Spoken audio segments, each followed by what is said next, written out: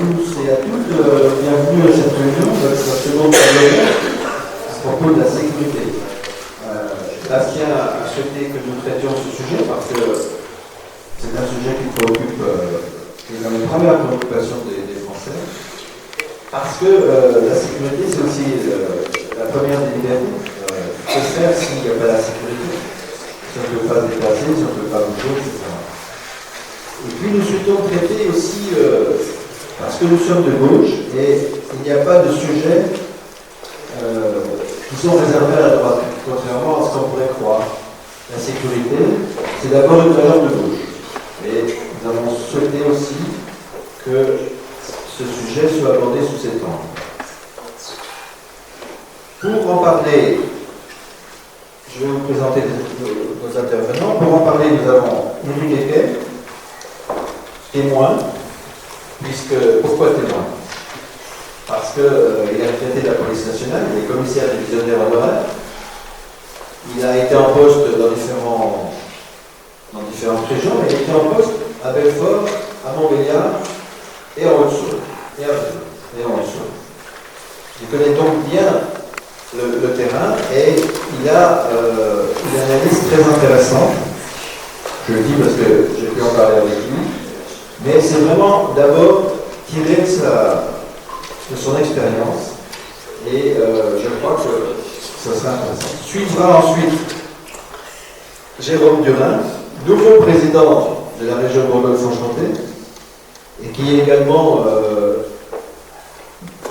bien connu parce qu'il a été rapporteur et pas seulement rapporteur, également auteur de la loi sur le narcotrafic en France, qui interviendra en second. Ensuite, le troisième intervenant, ça sera vous, puisque la parole circulera dans la salle. Et enfin, Bastien Faudot, notre candidat, clôturera la réunion. Je vous rappelle que cette réunion est organisée par Tous Belfortin, j'ai oublié l'association qui supporte la candidature de Bastien Faudot, elle-même soutenue par le Parti Socialiste, Place Publique et la gauche républicaine et socialiste. Voilà. Je crois que j'ai fait le tour, je ne vais pas répéter plus de choses. Je vais tout de suite donner la parole à Éric Eckert pour son intervention en le remerciant. Mesdames, Messieurs, bonsoir.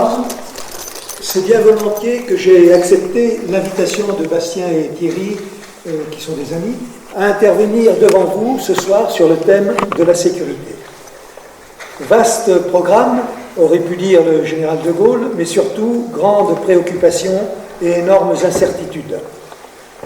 Ce que je vais dire ce soir ne constitue en aucun cas une doctrine ou une ébauche de programme politique, mais plutôt un compte-rendu de mes observations, faites en plus de 40 ans de carrière dans la police nationale, et de quelques pistes qui en découlent, dont je suis le seul responsable, libre de toute attache partisane et sans attente pouvant s'y rattacher. Et pourtant, il n'y a, à mon sens, aucun autre sujet qui ne soit moins politique que la sécurité, tant globalement que particulièrement. Mais si tout doit être politique, rien ne devrait être politicien en la matière. En effet, avant, lorsque l'homme était un animal comme les autres, si par exemple un incendie se déclenchait, il fuyait et il ne cherchait pas, ainsi que les autres animaux, à éteindre cet incendie, mais juste à y échapper. Puis quand il s'est aperçu qu'il avait plutôt moins d'instinct que les autres animaux, mais qu'il développait une vraie capacité de réflexion, il s'est dit que la meilleure façon d'éteindre un incendie était de ne pas l'allumer. Ainsi était née la prévention. Et de la prévention immédiate, l'on est passé à la prévention prospective avec la création de règles, certes contraignantes, mais pour le bien public. Et pour qu'elles soient bien appliquées, on a créé la dissuasion, naturellement persuasive ou artificiellement administrée par la perspective d'une punition à tout moment. Ainsi était née la répression. Vous voyez donc bien qu'aucun sujet n'est plus politique que celui-ci, avec toutes les ramifications et les intersections et les liens qu'il comporte. Opposer prévention et répression est donc une absurdité, mais tirer une vraie efficacité des complémentarités entre la répression et la prévention constitue un sacré challenge, voire une utopie.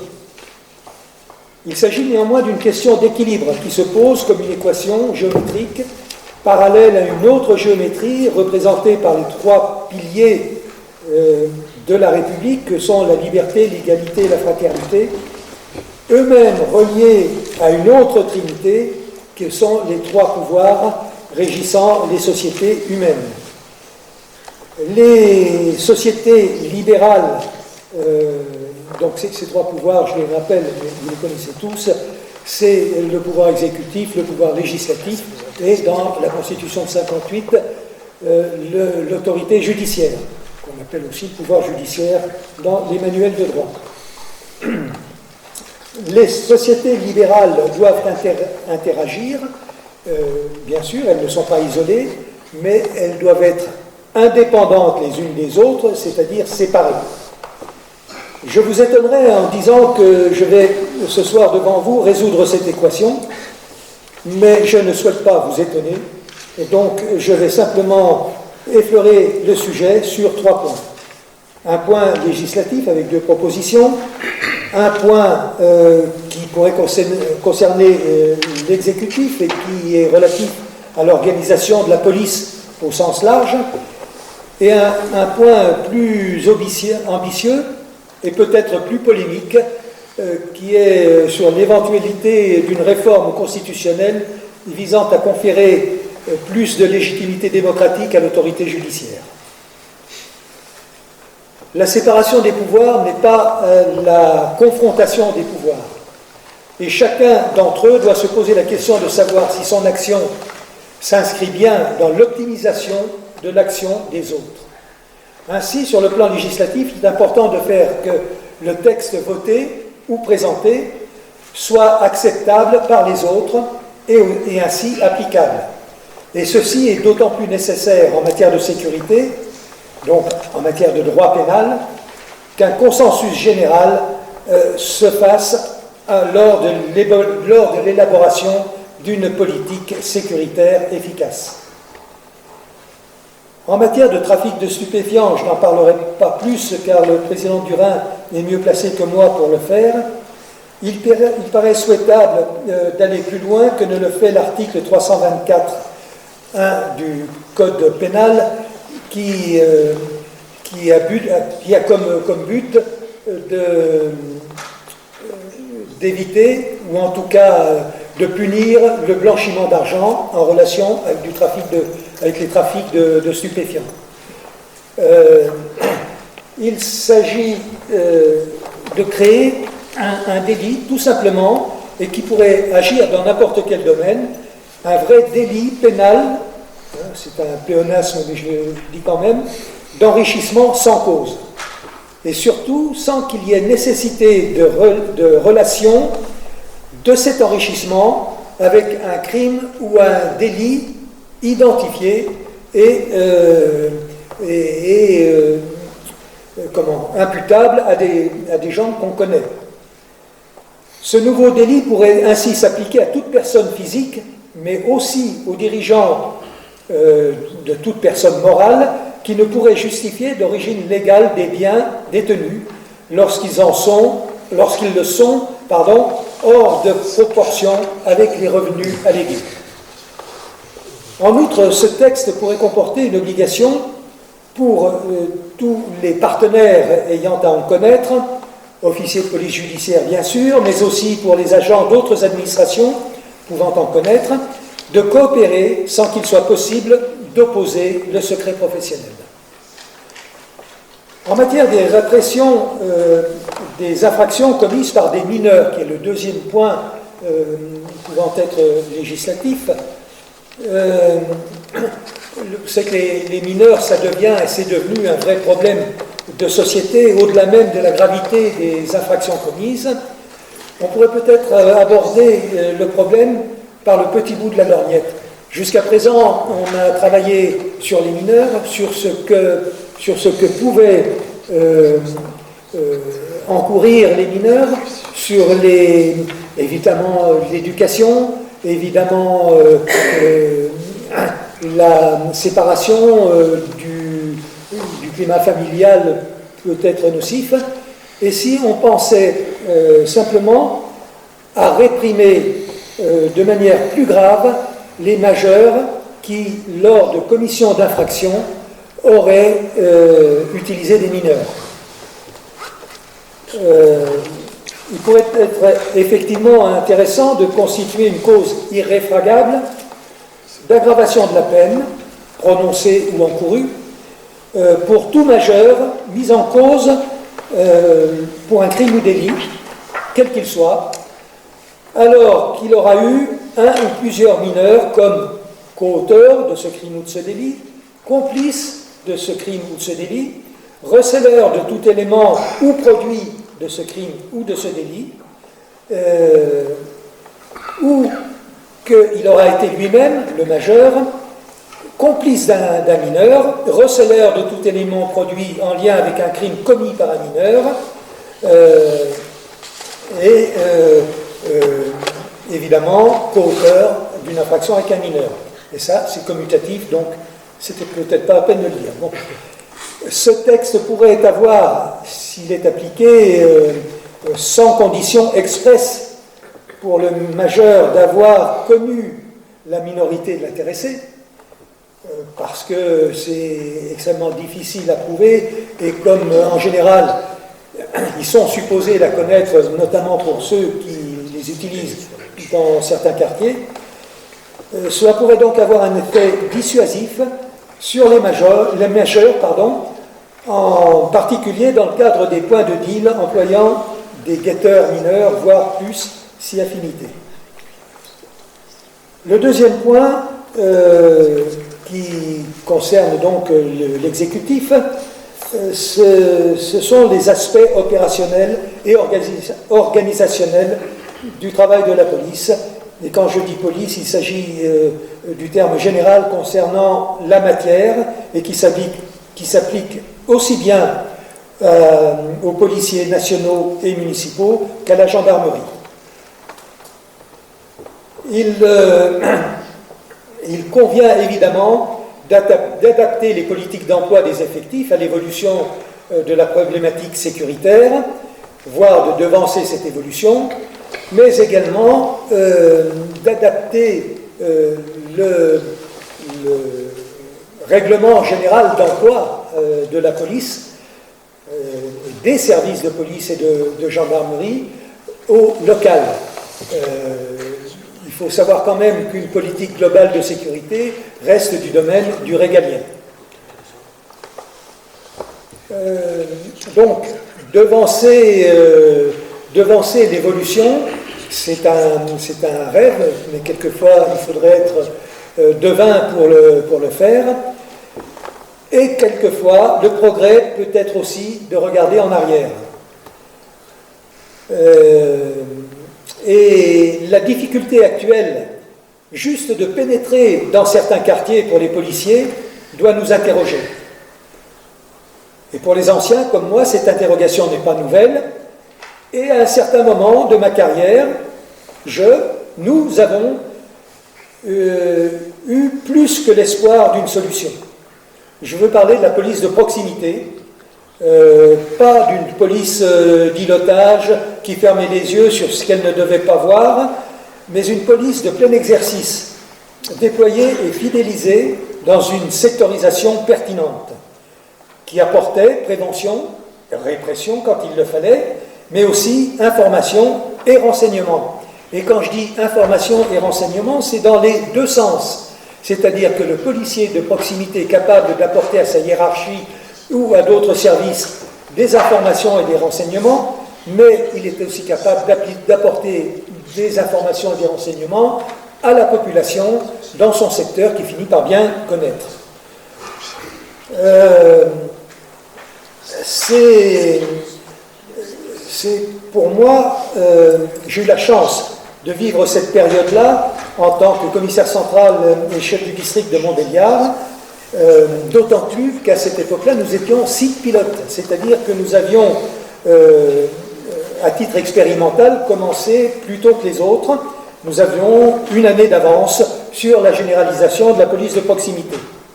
Et je peux vous assurer qu'après une année d'ajustement et de correction, nous avons été, dès la deuxième année, nous avons touché les dividendes de cette manière de travailler. Malheureusement, le successeur de Jean-Pierre Chevènement, puisqu'il faut en parler, puisque c'est lui qui avait mis en place cette police de proximité, n'a pas jugé bon de continuer l'expérience, ce qui fait qu'une année et demie plus tard, après la disparition de la police de proximité, nous avons eu les émeutes graves de 2004-2005, avec une contagion frôlant la pandémie. Alors, puisqu'on parle de Montbéliard et peut-être de localisation, je pourrais brièvement vous parler d'une proposition que j'avais faite lorsque j'avais été DDSP à Vesoul et que j'avais reprise plus de 10 ans après en revenant à Belfort en étant passé entre-temps par Montbéliard. Cette proposition était la création d'un district interdépartemental de sécurité publique qui consistait en l'unification des effectifs et du commandement de la police nationale affectée sur Belfort, Montbéliard et Héricourt, et qui forme une entité socio-géographique qui paraît cohérente. Ce district interdépartemental, non pas encore intercontinental, interdépartemental, pouvait être placé sous l'autorité du préfet du territoire de Belfort, membre le plus haut placé du corps préfectoral de cette entité géographique. Des calculs élémentaires faits à cette époque, fin des années 2000, il apparaissait qu'à effectif constant, nous aurions pu assurer près de 30% supplémentaires de présence sur la voie publique, avec la possibilité de réunir à tout moment une équipe de 25 fonctionnaires pour une intervention extraordinaire sur l'un ou l'autre point de ce district. Là encore, ça avait retenu un peu l'attention de la Direction générale de la police, et puis on a, comme souvent, coupé la poire en deux, et seule la circonscription d'Héricourt a été rattachée à celle de Montbéliard, ce qui,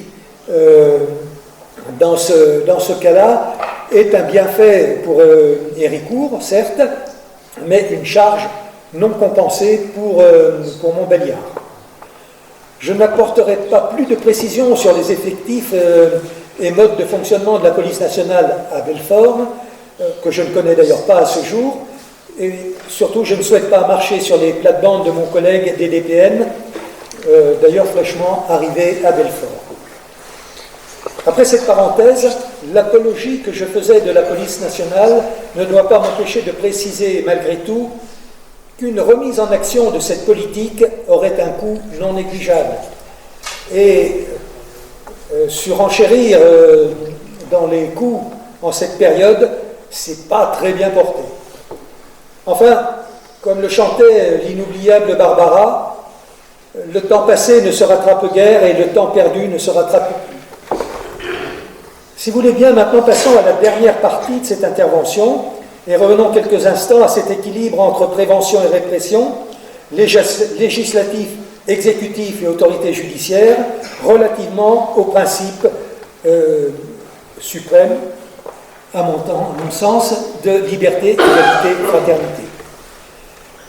Parmi les formes de prévention et de prévention des atteintes à la sécurité, et outre celles qui concernent les catastrophes naturelles, le maintien de la salubrité publique, l'action sociale et économique, qui forment également un bloc concourant à la sécurité globale, il en est une qui ne peut être aussi polymorphe et qui concourt à la sécurité contre la transgression. Il s'agit de la dissuasion. Elle peut être indicative, pédagogique, mais elle elle peut aussi, elle est surtout constituée par la répression. Bien sûr, d'abord par la peur du gendarme, qui nous retient, nous dissuade, par exemple, de prendre le volant avec 3 grammes dans le sang, ce qui en l'occurrence abolit le discernement et peut-être nous fait passer outre cette forme de dissuasion. Mais aussi par la perspective d'une punition parfois lourde. Il s'agit alors de doser les risques par rapport aux bénéfices de l'acte criminel ou délictuel projeté. C'est là qu'entre dans l'équation l'autorité judiciaire.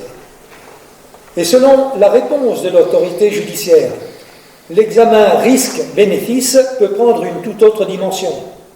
En effet, et sans vouloir manquer de respect à la magistrature, dont la très grande majorité des membres est irréprochable, il peut arriver d'assimiler la réponse judiciaire à une loterie,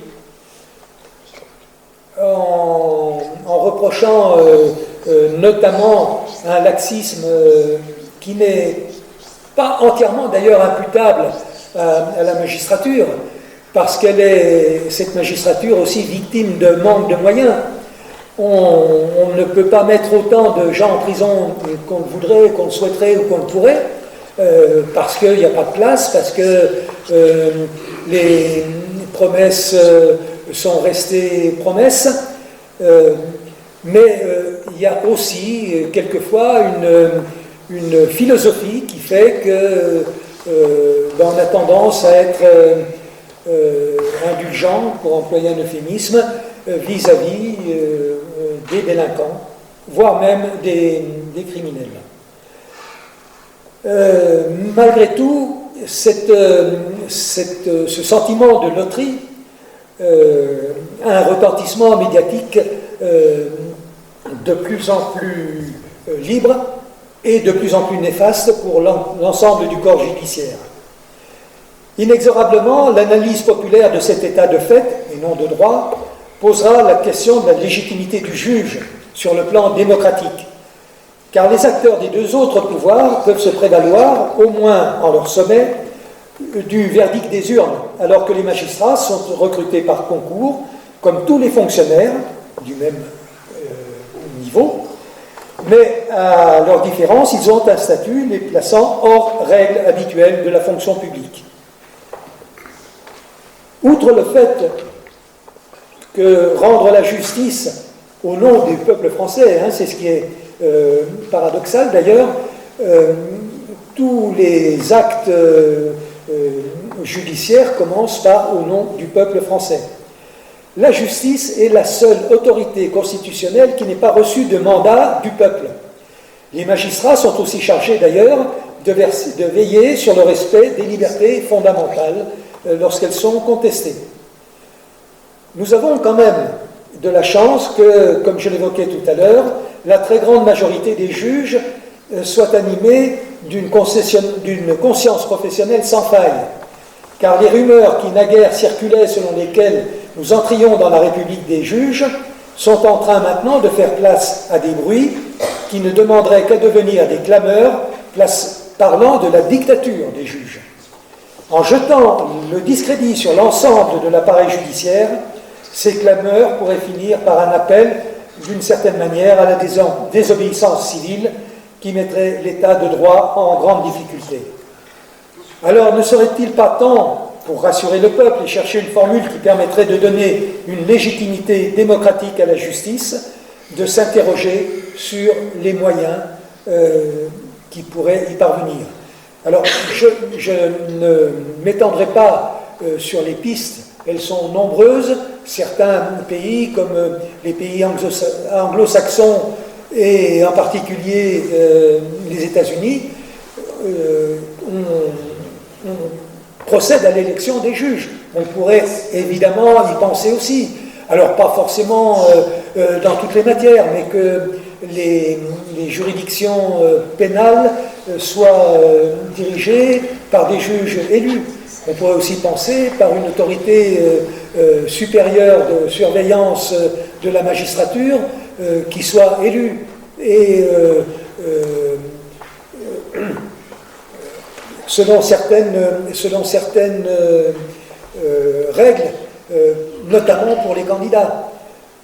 Bien sûr, on va nous opposer que l'élection des juges reviendrait à la politisation des juges. Mais déjà, premièrement, ne sont-ils pas politisés, pour certains d'entre eux? Et deuxièmement, si la politisation des acteurs, quels qu'ils soient, est issue du suffrage universel, je ne vois aucun mal à ce qu'il y ait politisation des juges.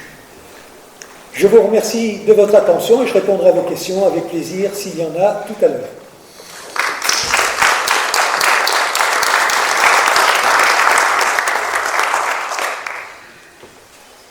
Merci Eric.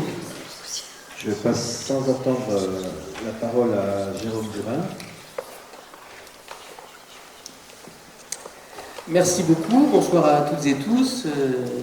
Cher Bastien, merci de ton invitation sur ce sujet de sécurité qui me paraît important que nous empoignions dans la période, parce que c'est à la fois un service public, et quand on est de gauche, on est pour le service public, que ce soit l'éducation, la santé, la police et la justice, parce que je pense que c'est une valeur de gauche, la sécurité, parce que ceux qui souffrent des questions d'insécurité sont souvent les plus modestes.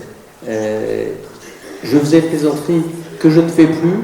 Je dis qu'il y a beaucoup moins de délinquants à Neuilly qu'ailleurs. Bon, maintenant, on sait que ce n'est pas exactement le cas, puisqu'il en réside aussi là-bas, mais c'est quand même plutôt dans les quartiers d'habitat populaire que se déchaîne la violence qui affecte notre société. Je vais concentrer le propos sur le narcotrafic parce que je pense que c'est un sujet qui monopolise en ce moment les canaux de diffusion partout en France et qui est un fléau qu'il faut vraiment arriver à endiguer. On a rendu avec la commission d'enquête sur le narcotrafic notre rapport le 14 mai 2024. Et quand on a rendu ce rapport, 6 mois de commission d'enquête, vous m'entendez mal quand on a rendu ce... On ne vous entend pas avec le micro trop près. Ah, le micro est trop près. Excusez-moi. D'accord, je suis désolé. Parce que je le voyais tout à l'heure plus loin. C'est mieux comme ça ou pas? Ah oui. Ouais, bon, on va rester comme ça. Donc du coup, quand on a rendu notre commission d'enquête le 14 mai 2024, c'était l'évasion de Mohamed Amra, le même jour. Avec cette scène où le trafic continue au péage, et puis des gens tirent la Kalachnikov sur des agents pénitentiaires, dont 2 resteront morts sur le bitume. Et ça symbolise un peu, finalement, tristement, de manière ironique, la place du trafic de drogue dans notre pays. Les voitures roulent, et au milieu de la société, on a une criminalité qui est enquistée, et qui produit des effets dévastateurs. Alors à l'époque, quand on a rendu notre rapport, on nous a dit ouais, bon, vous exagérez un peu, la corruption, tout ça.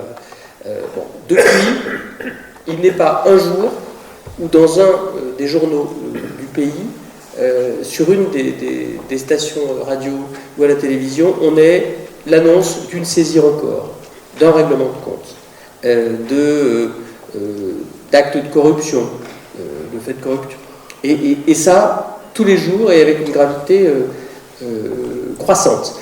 On a eu des rapports depuis de l'Agence européenne des drogues, d'Europol, qui insistent sur le caractère croissant de tout ça, avec des chiffres qui sont revus à la hausse. On avait dit dans notre commission d'enquête que le trafic de drogue, c'était en gros 100 unités criminelles, 250 000 personnes, 3,5 à 6 milliards de chiffre d'affaires.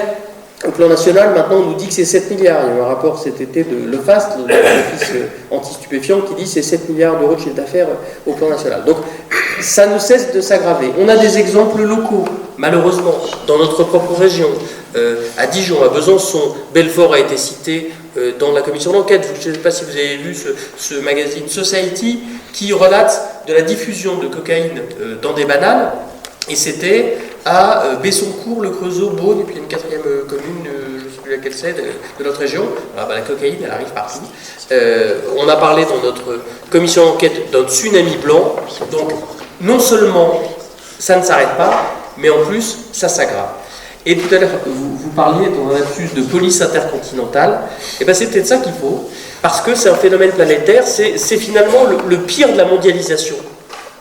Dans ses effets, c'est une mondialisation capitalistique, et Alain Bauer a une formule qui est assez intéressante. Il dit le trafic de stupéfiants, c'est le modèle le plus abouti de l'économie de marché, intégration verticale, intégration horizontale, investissement dans la recherche et développement, développement de la zone de chalandise, petit incentive pour le petit personnel, seule la gestion de la concurrence est plus définitive que dans le commerce traditionnel. Cette formule un peu macabre, elle dit tout. Pourquoi nous sommes-nous intéressés au narcotrafic? C'est pas parce que les gens se droguent, parce que d'une manière générale, tout le monde s'en fout. Excusez-moi d'être un peu trash, mais la réalité, c'est que la consommation de drogue, les effets sur la santé, ça n'est pas un sujet public majeur. Globalement, on s'est intéressé à la drogue parce que les gens se tirent dessus. Et quand on regarde d'ailleurs ce que dit l'Office français des drogues et des toxicoménies sur la consommation de drogue, sur les consommations de drogue et sur les coûts annuels des drogues. Alors, les derniers chiffres, ce sont ceux de 2019. Ils disent que l'alcool, c'est 41 000 morts, drogue légale. Alors je ne peux pas dire ça puisqu'on est dans une région qui produit de l'alcool, mais la réalité c'est quand même que ça a des effets sur la santé qui sont assez voyants, on le sait. Le tabac, certains sont sans doute concernés ici, 73 000 morts. Le coût social, c'est-à-dire que quand on fait ce que ça coûte à la société à la fin, quand on parle de prévention, d'absence de coût du travail, d'incarcération, de lutte contre la criminalité, pour l'alcool c'est 102 milliards, pour le tabac c'est 150 milliards. Le nombre de morts pour la drogue en 2019, c'est 1230, contre 41 000 et 73 000.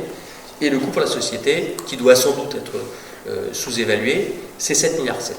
Donc on ne s'intéresse pas à la question de la drogue pour les aspects sanitaires ou pour la société. On a commencé à s'y intéresser à cause de Socaïna, la petite gamine qui était chez elle à Marseille en train de réviser ses cours de médecine et qui est morte dans son appartement, à cause du monsieur qui était tranquillement chez lui à Dijon et qui a pris une balle perdue, et puis tous ces cas de victimes collatérales, parfois de victimes d'ailleurs, qui sont dans les trafics, mais c'est ça qui nous vient intéresser. Et qu'est-ce qu'on observe quand on commence à regarder ça? Qu'il y a une massification du produit et un accès au produit qui est devenu extrêmement facile. La prohibition, qui est le régime dans lequel on vit depuis 1970, la prohibition ne marche pas parce qu'on a beaucoup de produits, il est facile à trouver et il est pas cher.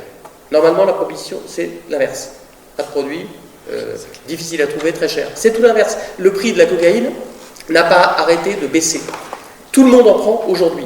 On a une massification de la consommation avec une drogue, parce que l'essentiel du produit dont on parle, même si le cannabis est la drogue qui est la plus consommée dans le pays, les sujets dont nous parlons, les sujets criminels, ils viennent de la cocaïne. La cocaïne aujourd'hui, c'est les marins-pêcheurs. J'ai eu la semaine dernière sur ma boîte mail un témoignage auquel j'ai pas eu le temps de répondre, d'un type marin-pêcheur qui dit j'ai dealé, j'ai pris de la cocaïne, parce que c'est des métiers durs. C'est le bâtiment, c'est la restauration, beaucoup la restauration, c'est l'hôtellerie, c'est tous les métiers, c'est le BTP, c'est les transporteurs routiers, c'est tous les métiers difficiles où c'est devenu une espèce de béquille chimique pour tenir, c'est pas cher, on prend de la cocaïne. Bon, voilà. Il y a des malades, par ailleurs, il y a des gens qui sont dans l'addiction, et d'ailleurs peut-être que ceux dont je viens de parler sont aussi malades, et puis il y a aussi de la consommation récréative, mais l'idée que c'est dans une fin de soirée entre CSP+, qu'on prend de la cocaïne, malheureusement, ça appartient au passé, ça doit exister encore, mais l'usage s'est malheureusement démocratisé. Donc, beaucoup de cocaïne consommée, parce que beaucoup de cocaïne produite. On en saisissait 5 tonnes en 2013, on en a saisi 50 tonnes en 2024, pour ce qui concerne la force publique française, donc c'est considérable. Il s'en produisait 1 millier de tonnes, un peu moins d'1 millier de tonnes en 2013. Ces jours-ci, c'est plutôt 4000 tonnes qui se produisent en Colombie, Pérou, Bolivie. Donc beaucoup de produits, beaucoup de consommateurs, des réseaux qui sont extrêmement professionnels, hyper spécialisés, des producteurs, des logisticiens, des spécialistes du cyber, des spécialistes du marketing, avec des techniques qui sont redoutables d'efficacité, avec des pochons qui... et ça, c'est un élément assez nouveau, d'ailleurs, c'est presque... ça a été relevé depuis la commission d'enquête, là, c'est la figure aimable de Pablo Escobar, et donc ça, c'est les petits pochons. Il y a une pop culture du narcotrafic, une pop culture avec ces pochons, ça c'est à Grenoble, cité Mistral, donc les petits pochons qui contiennent du cannabis ou de la coke, donc on a le tarif, on a des alertes sanitaires, parce qu'il faut quand même faire ça, hein. Attention, ne convient pas aux femmes enceintes, donc c'est bien de le dire. Pour ceux qui sont adeptes de la souveraineté, on nous dit que c'est fabriqué en France, alors là on est encore plus content. Bon, je sors du registre comique, parce qu'il faut prendre ça avec un peu d'humour aussi. Malheureusement, tout ça est très efficace. Et là où ils sont le plus efficaces, c'est sur les réseaux. On a constaté que les réseaux, l'espace numérique, est l'endroit où le trafic prend corps de plusieurs façons. D'abord avec la communication et la vente. La distribution se fait sur les réseaux. Ça, c'est une collègue sénatrice de Clermont-Ferrand qui m'a donné ça. Allo Labo, weed, hash, cocaïne, Allo Labo 63, prise de commande 24-24, livraison de 15h à 0h30, des codes barres, et donc du coup des QR codes plutôt. On clique et on va commander sur le réseau. Les listes de diffusion, la clientèle se revend. Hein, quand on a réussi à voir qu'on veut changer de boulot parce que c'est fatigant le narcotrafic, on revend sa liste comme un fonds de commerce. Il y a des points de deal qui se sont revendus. À Rennes, j'ai vu tout à l'heure quelqu'un qui connaît bien Rennes, dans la salle, à Rennes, un point de deal c'est revendu plusieurs millions d'euros. Donc, c'est du commerce. C'est du commerce. Les réseaux, ça sert à vendre, ça sert à recruter. Et donc, nous, on a proposé quand même, à l'issue de la commission d'enquête, une nouvelle incrimination pour ceux qui font appel aux mineurs sur les réseaux pour participation au narcotrafic. Ça a été pris dans la loi. Et donc, effectivement, les réseaux, c'est l'endroit où on va recruter. Parce qu'à une époque, on avait en gros de la main-d'œuvre locale. C'est-à-dire qu'on allait chercher dans un quartier quelqu'un qui habitait le quartier, qui vendait chez lui. Après, on a eu des intérimaires, des jobbers. C'est-à-dire des gens qui traversent la France, recrutés, logés, nourris, parfois dans des conditions qui frôlent l'esclavagisme, hein, parce que c'est extrêmement violent, tenus en respect par des gens qui leur infligent aussi des mauvais traitements, parce que c'est le commerce de la drogue, le narcotrafic, ça semble être un Eldorado, parce qu'on voit à Dubaï les patrons des réseaux qui vivent comme les influenceurs au bord de piscine en sirotant des cocktails. Là, il y en a que très peu qui ont ces avoirs criminels. Tous les autres, ils sont interchangeables et généralement ça se finit mal.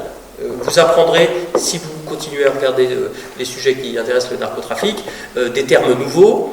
Par exemple, la jambisation. La jambisation, c'est une façon d'estropier quelqu'un qu'on veut tenir à distance de son propre commerce ou qu'on veut tenir en respect parce qu'il est dans sa propre organisation. Et donc il y a une dimension de ressources humaines aussi. C'est-à-dire que c'est une économie de la dette. Quand on rentre dans le narcotrafic, on n'en sort pas. Et les réseaux, ça sert à recruter. Et puis aussi le bon coin criminel avec toutes ces messageries cryptées qui permettent de...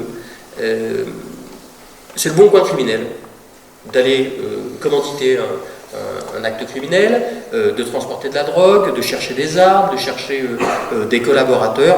Donc un monde numérique extrêmement actif, une jeunesse extrêmement sensible à ce commerce-là et aux sirènes du narcotrafic. Il y avait un papier extrêmement intéressant dans Libération hier qui montre comment beaucoup se font de la gratte en plus de leur boulot ou à la place de leur boulot ou à la place de leurs études en devenant livreur, parce que ça paye 200 € en liquide, ça paye plus que d'être chez McDo. Donc il y a beaucoup d'argent, 400 milliards à l'échelle mondiale, entre 500 et 700 milliards, une poignée de dizaines de milliards à l'échelle européenne, 50, 70, 7 dans notre pays.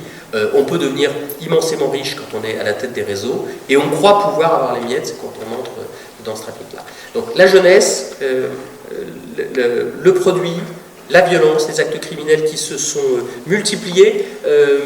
On avait remarqué qu'il n'y avait plus seulement les zones urbaines qui étaient concernées par le narcotrafic, mais aussi les zones rurales.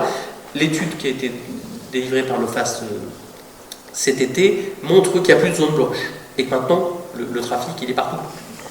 D'une manière générale, c'est un peu la loi du genre. Hein. Le commerce commence dans les villes puis se diffuse dans les campagnes, avec des modalités qui peuvent être parfois différentes. On a des points de deal, il y en a de moins en moins, il y en avait 4000 en France, il en reste à peu près 2700. Maintenant, tout se passe avec l'Uber Sheet, de plus en plus, d'ailleurs la livraison à domicile, ou la tournée du lait, du laitier, mais sans lait, ou d'épicier, mais sans épicerie. Dans certaines campagnes, c'est des types qui passent avec les réseaux, on se donne rendez-vous, on va chercher le produit. Donc, dimension numérique importante. Et puis, ces violences criminelles qui sont partout, puisque le tribunal de commerce du narcotrafic, c'est la Kalachnikov. Donc les litiges commerciaux, quand on n'arrive pas à vendre ou acheter son point de deal, ce qui est quand même un cas minoritaire, hein, la majorité du temps, c'est des OPA inamicales avec des types qui attaquent le coin de l'adversaire pour lui prendre son business. Et pourquoi il faut prendre son business? Parce qu'il y a de plus en plus de produits, donc il faut les couler, donc il faut une surface de vente plus importante. Voilà le tableau général. Qu'est-ce qu'on a fait avec la loi?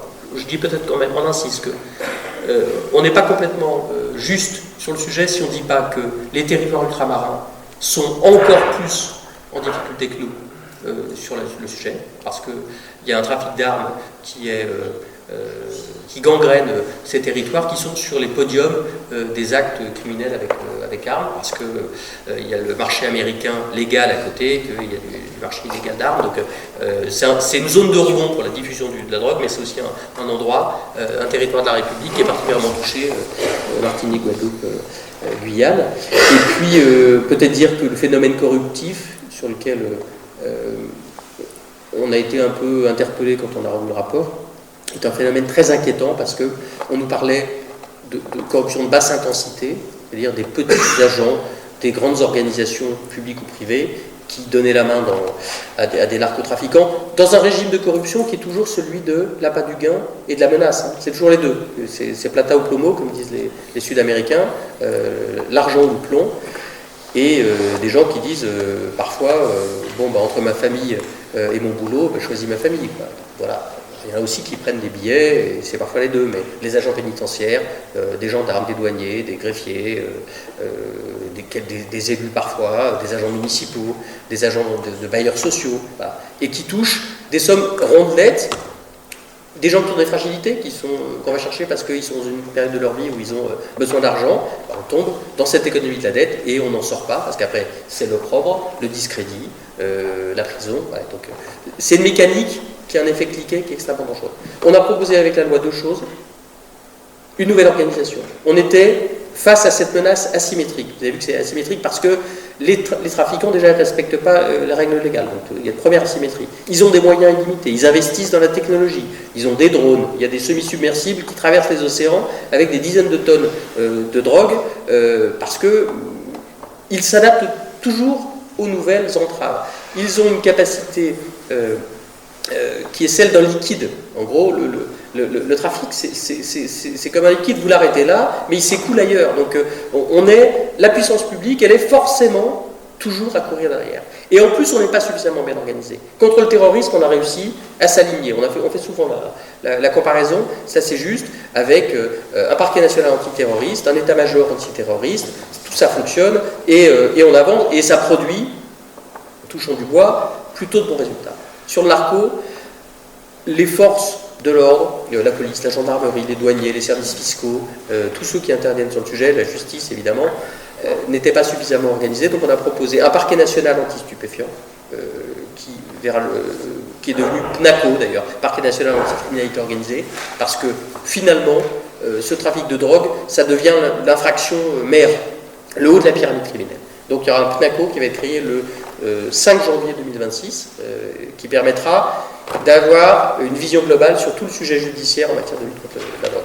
Et puis un état-major anti-criminalité organisée qui, lui, permet de réunir autour d'un tas tous ceux que j'ai cités, les douaniers, les policiers, les gendarmes, les services fiscaux, pour qu'on puisse passer de l'information, parce que le renseignement, l'information, c'est extrêmement important. Et puis, au-delà de cette double tutelle, ce double chef de fila, on a organisé une boîte à outils avec plein de sujets très variés. Sur le numérique, sur les capacités d'intervention des techniques des policiers et des gendarmes pour aller chercher de l'information, sur des IMSI catchers, sur un dossier coffre pour éviter qu'un certain nombre d'informations qui sont dans les dossiers d'instruction soient rendues publiques, parce que les criminels, ils font du renseignement. Ils ont des gens qui bossent pour eux, ils ont des avocats, certains qui travaillent pour eux, qui sont payés en liquide. C'est un sujet d'ailleurs un peu opaque et on n'a pas réussi à aller au bout de cette question-là, mais avec des sommes rondelettes. Et donc, ils font du renseignement, ils vont lire ces inscriptions. Ils ont parfois, on nous dit qu'ils ont même de l'IA pour étudier les vices de procédure qui pourraient naître des instructions en cours. Donc, on est toujours à courir derrière. Donc, c'est une façon, ça, de lutter contre cette asymétrie dans le domaine pénal. On a aussi créé un vrai statut du repenti, parce que notre statut de repenti ne fonctionnait pas, pour que des gens puissent collaborer avec la puissance publique pour sortir du trafic et donner des informations utiles à la résolution des affaires et au démantèlement des réseaux. Voilà, on a essayé d'avoir des dispositifs de gel des avoirs criminels, gel administratif. On a permis à des préfets de fermer des commerces qui sont des commerces de blanchiment, ce qu'on ne pouvait pas faire jusque-là. On a permis d'expulser des gens qui trafiquent dans les quartiers. Dans certains quartiers de notre région, il y a des checkpoints. On ne peut pas rentrer après telle heure. Des couvre-feux, on ne peut plus sortir après telle heure. Je connais des professionnels dans l'habitat qui me disent on va bosser jusqu'à 10 heures, après on n'a plus le droit. Et on revient à partir de 16 heures parce qu'avant on n'a pas le droit. Donc il y a une forme d'emprise des réseaux criminels sur un certain nombre de territoires de la République. Est-ce qu'on est devenu un narco-État? Non, on n'en est pas là. Mais la menace est importante parce qu'il y a beaucoup d'argent, parce que les criminels sont complètement décomplexés et il faut qu'on ait une réponse globale sur le sujet du narcotrafic. Je termine parce que je suis trop long, mais je pourrais en parler des heures. Au-delà du narcotrafic, ça suppose quand même qu'on s'intéresse aux questions de sécurité un peu différemment. Je parlais tout à l'heure de service public. Pour que tout ça fonctionne, il faut des professionnels. Je vais reprendre une formule d'un journaliste de La Croix qui a écrit un bouquin qui s'appelle Le Central, sur le commissariat central de Tourcoing. Et il prête à un syndicaliste policier cette formule. La droite, elle aime beaucoup les policiers quand elle est dans l'opposition. Quand elle revient au pouvoir, elle se souvient que c'est des fonctionnaires et elle supprime des postes. Bon. Merci Nicolas Sarkozy d'avoir supprimé 13 000 postes de policiers. Non content d'avoir bousillé la police de proximité, il a supprimé 13 000 postes de policiers. C'est pour ça que je dis que quand on est de gauche et qu'on parle de sécurité, on peut se tenir droit et regarder les gens d'en face, droit dans les yeux. Parce qu'on a eu de grands ministres de l'Intérieur. Parce que quand on fait le boulot, on le fait bien. Et parce que nous, on croit au service public et à la puissance de l'action publique. Et quand on veut entraver des criminels qui sont les pires des libéraux, les criminels, ils sont complètement libéraux. C'est le commerce international sans limite. C'est tout ce qu'on critique dans le champ économique, eux, ils le font dans le champ criminel. Et bien, pour entraver tout cela, il faut des militaires, des bateaux, des radars, des hélicoptères, des douaniers, des policiers, des gendarmes, une magistrature qui a les moyens de travailler, des palais de justice qui ont des salles d'audience en nombre suffisant. Donc, il faut du service public. Donc, il y a une question budgétaire et il y a une question de priorité des politiques publiques. Deuxième sujet, il faut qu'on s'intéresse à ce qu'on fait de la police.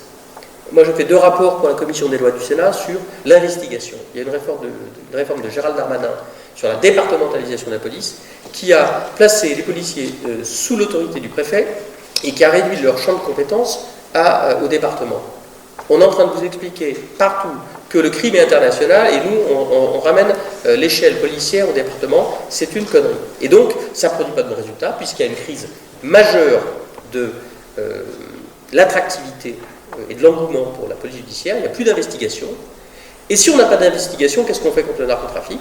On va choper des gamins qui sont sur un point de deal, on leur dit tiens, viens là, toi, t'es pas français, t'es mineur, donc tu auras une réponse pénale altérée. Le môme ne connaît pas le réseau, on ne démantèle en rien l'activité criminelle, et on se fait plaisir, et on peut faire ça tous les jours, et il y a tous les jours des gamins qui reviendront, sauf que les gros bonnets, ils sont à Dubaï, Pénard, on en a parlé tout à l'heure, et ils sirotent leur cocktail. Donc il faut de l'investigation. des gens qui soient spécialisés dans le domaine économique et financier. Un préfet dans un département du Sud me disait, moi j'ai 700 policiers, il y en a 20 sur le narcotrafic, j'en ai 0 sur l'économique et financier. C'est dans la spécialité d'investigation celle qui attire le moins. Mais si vous voulez aller chercher des gens qui manipulent de l'argent, il faut avoir des fonctionnaires publics, des agents, des officiers de police judiciaire qui connaissent aussi les questions d'argent. Là, on n'en a pas. Donc ça, c'est une priorité très concrète aussi. Et puis, je pense qu'il faut qu'on ait une chaîne qui permette d'allier le local et le national en bonne intelligence, avec une vraie coordination. On s'est posé une question, je terminerai par là, Bastien, parce que je ne veux pas non plus vous empêcher de vous coucher trop tôt. On s'est posé beaucoup la question sur la fermeture administrative des commerces qui font le blanchiment. Et en commission des lois du Sénat, vous connaissez les sénateurs, ils aiment beaucoup les élus, ils font campagne auprès d'eux, donc ils veulent leur plaire. Donc beaucoup disaient ce serait quand même pas mal que ce soit les maires qui puissent fermer les commerces de blanchiment. Et on a été un certain nombre, moi le premier, à dire non, il faut que ce soit les préfets. Pourquoi? Parce que le maire, il est là pour 1, 2, 3 mandats. Ses adjoints, même chose. Ses fonctionnaires, souvent la même chose. Le préfet, lui, il change tous les 3 ans. Donc il n'est pas susceptible d'être moins susceptible, tout est arrivé, d'être corrompu, d'être menacé. Et donc, je pense qu'il faut qu'on conserve dans cet équilibre entre le local, t'as vu, je prépare une transition pour la suite, entre le local et le national, le moyen pour la police nationale d'avoir la vision large, les relations internationales, l'entraide pénale internationale, les enquêtes au long cours, tout ce qui est structurant, face à des gens qui sont lourdement armés. On ne va pas envoyer les polices municipaux face à des types sur les Kalachnikov, c'est pas leur boulot. Et au niveau local, il faut qu'on ait le registre de l'information, de la participation à des organismes pluridisciplinaires, où on échange des informations sur tel quartier, tel hall d'immeuble parfois, les revenus d'un tel, pourquoi ce gamin qui n'a pas de revenus, il roule dans une voiture qui coûte 100 000 €. Ah bon. Et donc de l'information, de la police de proximité, qui lève l'anonymat, et qui va faire du renseignement quotidien, qui parfois fait d'ailleurs un petit peu va gourmander un tel pour qu'il ne tombe pas dans le trafic, parce que ça on s'en rend compte. Voilà. Donc je pense qu'on a un travail majeur au niveau national, j'en ai évoqué les contours, et puis on a cette articulation avec le plan local. Et puis il y a derrière tout ça, une fois qu'on a fini de parler de la sécurité, sous la forme de la lutte contre l'offre, il va bien falloir qu'on se pose la question, et c'est vraiment mon dernier mot, de la demande. Je pense que les campagnes de criminalisation telles qu'elles ont été produites par le ministre de l'Intérieur précédent étaient tout sauf efficaces. Quand on a quelqu'un qui est malade, quelqu'un qui est dans un boulot où il n'en peut plus, qui va acheter de la drogue parce qu'il est cané, parce qu'il n'y arrive pas, parce qu'il n'a pas un rond, parce qu'il a des problèmes, c'est pas en lui disant « mon garçon, t'es un criminel, t'as du sang sur les mains » qu'il va arrêter d'aller acheter de la drogue. Donc il faut qu'on fasse de la vraie prévention. La vraie prévention. Et l'honneur de la gauche, si elle assume la dimension répressive, ce que j'ai fait pour ma part avec le groupe socialiste auquel j'appartiens au Sénat et avec mon parti et toute une partie de la gauche, si elle assume la dimension répressive, l'honneur de la gauche dans la période, ce serait aussi de mettre les moyens, elle le fait quand elle est aux responsabilités locales sur la prévention, et de porter au niveau national des politiques de prévention ambitieuses, parce que pour tarir le fléau du narcotrafic, pour tarir la consommation, il faudra couper le flux entrant, et puis il faudra aussi assécher la consommation depuis des demandeurs qui souffrent tout autant que ceux qui meurent sous les balles d'être dans une logique criminelle qui est parfaitement étouffante. Merci.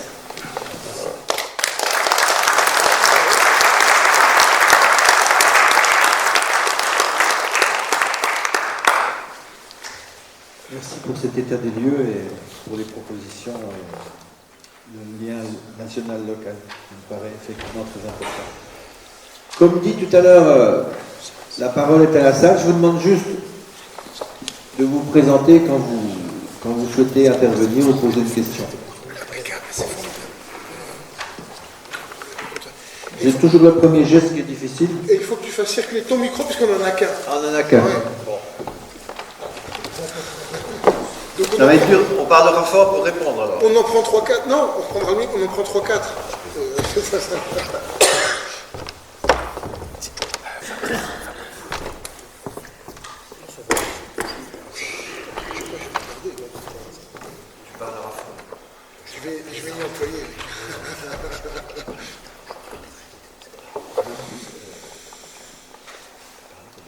Alors je me présente, je m'appelle Santa. J'ai une question pour notre premier intervenant. Vous avez parlé de la peur du gendarme et moi, à mon échelle, j'ai l'impression que cette peur elle s'est plus transformée en mépris pour une grosse partie de la population. Pour une grosse partie de la population. Et est-ce qu'il ne faudrait pas travailler sur cette image du coup quand même de la police, parce que j'ai l'impression que les gens ils n'ont plus forcément peur de la police, ils la méprisent, que ce soit à cause d'une action, à cause d'actions qui salissent l'image de ce corps politique, je ne sais pas trop comment dire, mais ce corps de défense entre guillemets. Et du coup les gens ils ont plus peur, ils commencent à la mépriser, à lui en vouloir.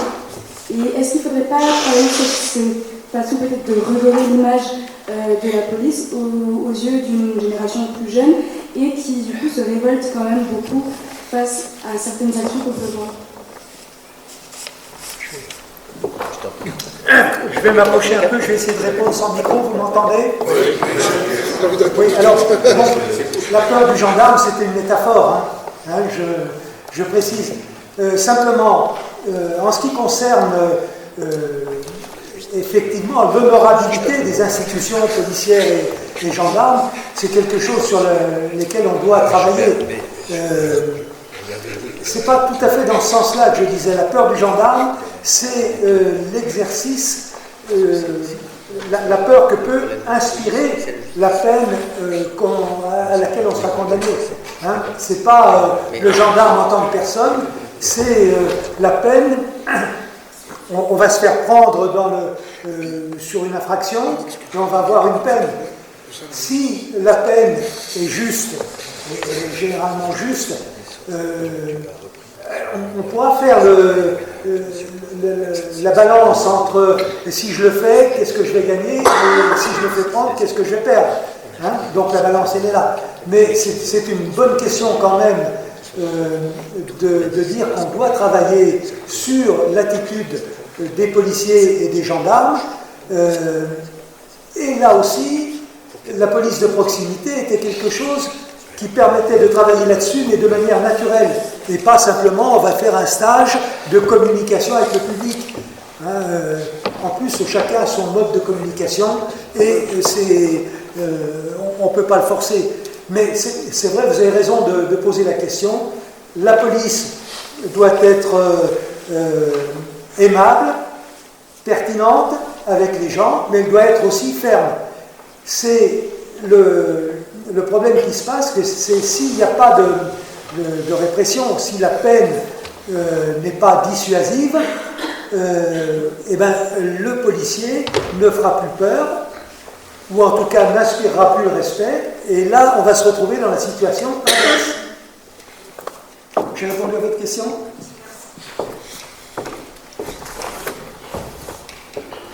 Merci. J'ai une petite question. Je m'appelle Eric Besançon. J'ai une petite question concernant ce qui avait été annoncé il y a quelques années. On disait que la police, la gendarmerie, les douanes et les impôts allaient travailler ensemble, justement sur les questions de narcotrafic et sur l'argent qui passe par le narcotrafic.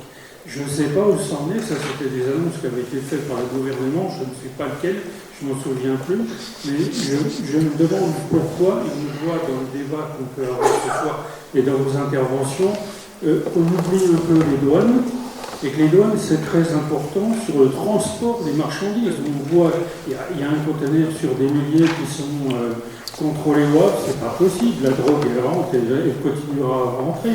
Alors, en vous écoutant ce soir, je me pose une question, c'est qu'on est aussi là pour les municipales.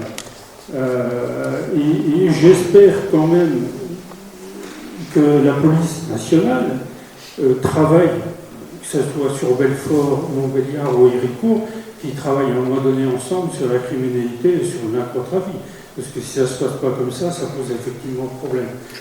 Les polices municipales, alors, la situation dans quelques mois, c'est Bastien Coudon, maire de Belfort, Éric Lançon, maire de Montbéliard, Walter, donc toujours élu à Héricourt, et c'est comment les maires de ces trois municipalités-là vont pouvoir travailler et recréer une police qui puisse travailler. Alors, est-ce qu'elle sera limitée uniquement à la ville, ou est-ce qu'on peut dépasser un peu le cadre de la ville et travailler ensemble?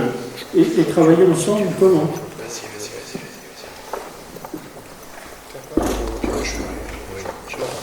Bon, alors, moi aussi je vais me lever, je vais faire comme... Ça devient le stand-up. Ça fait un peu sérieux. Il y a beaucoup de questions. Je traite très rapidement la question de la coopération entre différentes administrations. Ça existe, selon des acronymes qui s'appellent des GIR. Donc là, c'est plutôt pour rechercher de l'argent. Donc on a des structures qui luttent, les CODAF qui luttent au niveau départemental contre la fraude, qui permettent aussi de s'intéresser à ces questions. Il y a les CLSPD, c'est les codes de sécurité prévention de la délinquance, qui permettent à plusieurs administrations de travailler ensemble. Ça fonctionne pas bien partout. C'est plutôt quand même une voie dans laquelle nos administrations se sont engagées, et la période et la loi qu'on a votée mais pousse quand même à ce travail-là. Donc je suis plutôt, à condition que les uns et les autres aient les moyens de travailler, ça va dans le bon sens, et on avance. Sur la douane, il ne faut pas seulement incriminer la douane sur le port du Havre. Le port du Havre, c'est, en gros, moi les chiffres que j'avais, mais ils doivent déjà être dépassés, l'année dernière, c'est 1000 tonnes de drogue qui arrivent en Europe de l'Ouest, Rotterdam, Anvers, Le Havre, essentiellement. Et puis quand on commence à serrer les boulons dans ces ports-là, mais c'est très difficile, ça va dans des ports secondaires. Et puis si c'est pas ça, ça arrive par des marins pêcheurs, des bateaux-mers qui envoient la drogue, par des ballots vers des bateaux-filles. Et puis bon, la drogue, elle est partout. Ça peut être de la plaisance. Les douaniers, ils contrôlent, nous contrôlons collectivement dans les ports 1,4% des containers entrants. Mais c'est pas les douaniers le problème. De la même manière, d'ailleurs, pour les magistrats, c'est pas les magistrats le problème, souvent. C'est la loi que les magistrats appliquent. Bon, les douaniers, ils appliquent une loi qui est celle de la liberté des biens, de la liberté de circulation des biens. Et donc, quand le commerce international, on dit « faut que ça aille vite, faut que ça aille vite », la saloperie qu'on a achetée en Chine, chez Chine, qui doit arriver très vite, eh bien, il faut que le container, ça dépote, quoi. Donc, c'est aussi un choix collectif. On privilégie la liberté du commerce sur la sécurité.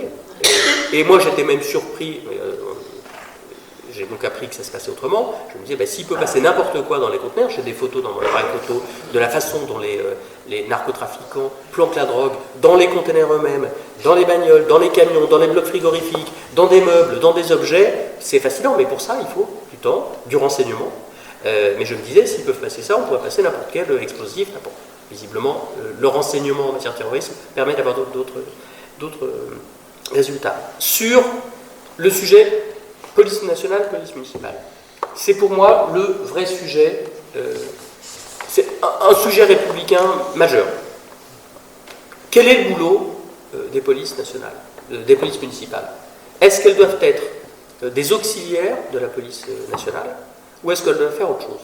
Moi, je prétends qu'elles doivent faire autre chose, et qu'elles doivent concourir à la production de sécurité. Gilbert Bonnemaison avait évoqué, 97 je crois, à Villepinte, la coproduction de sécurité. Coproduction de sécurité, ça me va bien. Sauf qu'on est passé à autre chose. Avec cet État qui maigrit l'attrition des moyens publics, l'État fourgue ses compétences à tout le monde. Je le sais comme président du conseil régional, d'autres élus le savent dans les fonctions qui sont les leurs. Et du coup, les polices municipales, elles deviennent un peu la roue de secours de ce que ne fait plus la police nationale. Le risque, c'est d'arriver en bout de course à une espèce de carte de France en peau de léopard, où on aura des polices municipales surdotées. Ça arrive déjà sur la Côte d'Azur, je peux vous dire que les mecs, ils ont des moyens. Et parfois, d'ailleurs, les policiers nationaux, ils regardent les bagnoles des autres en disant « mais non, eux, ils sont bien dotés ». Donc ça existe déjà. Mais le risque, en institutionnalisant ça, ce qu'a fait d'ailleurs Gérald Darmanin dans la loi sécurité publique, en développant l'idée du continuum de sécurité, chacun fait un peu de tout, c'est que des maires, par lassitude, par nécessité ou par volonté, vont aller au-devant de la prise de compétences nouvelles. Et donc, on va en prendre. Les maires de droite, du sud de la France, ils sautent sur le truc, et on va armer, on va mettre des caméras. Moi, je ne suis ni contre l'armement de la police municipale, ni contre l'utilisation des vidéosurveillance, parce que je pense que ça existe. Mais il y a une surenchère technologique souvent. On prétend que par la technologie, on va résoudre les affaires, que par le surarmement, on va résoudre les affaires, sauf que la police municipale, à la fin des fins, c'est jamais qu'une police municipale. Et que le type qui est à Dubaï, c'est la police nationale qui va aller le chercher. Donc je pense qu'il faut que chacun reste chez lui, qu'il y ait des vrais liens, une vraie coopération, mais si on commence à demander au maire de faire, en plus de tout le reste, de la sécurité, avec, je le dis en insiste, le risque corruptif.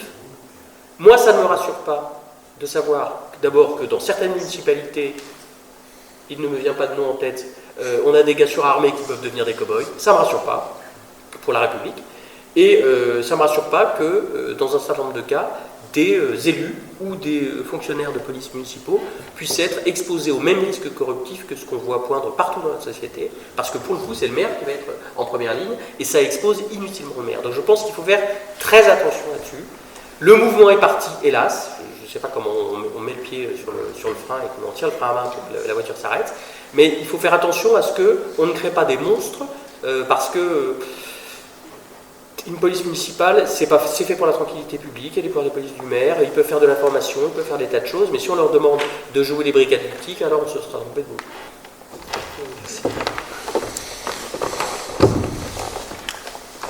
Il y a une demande au fond.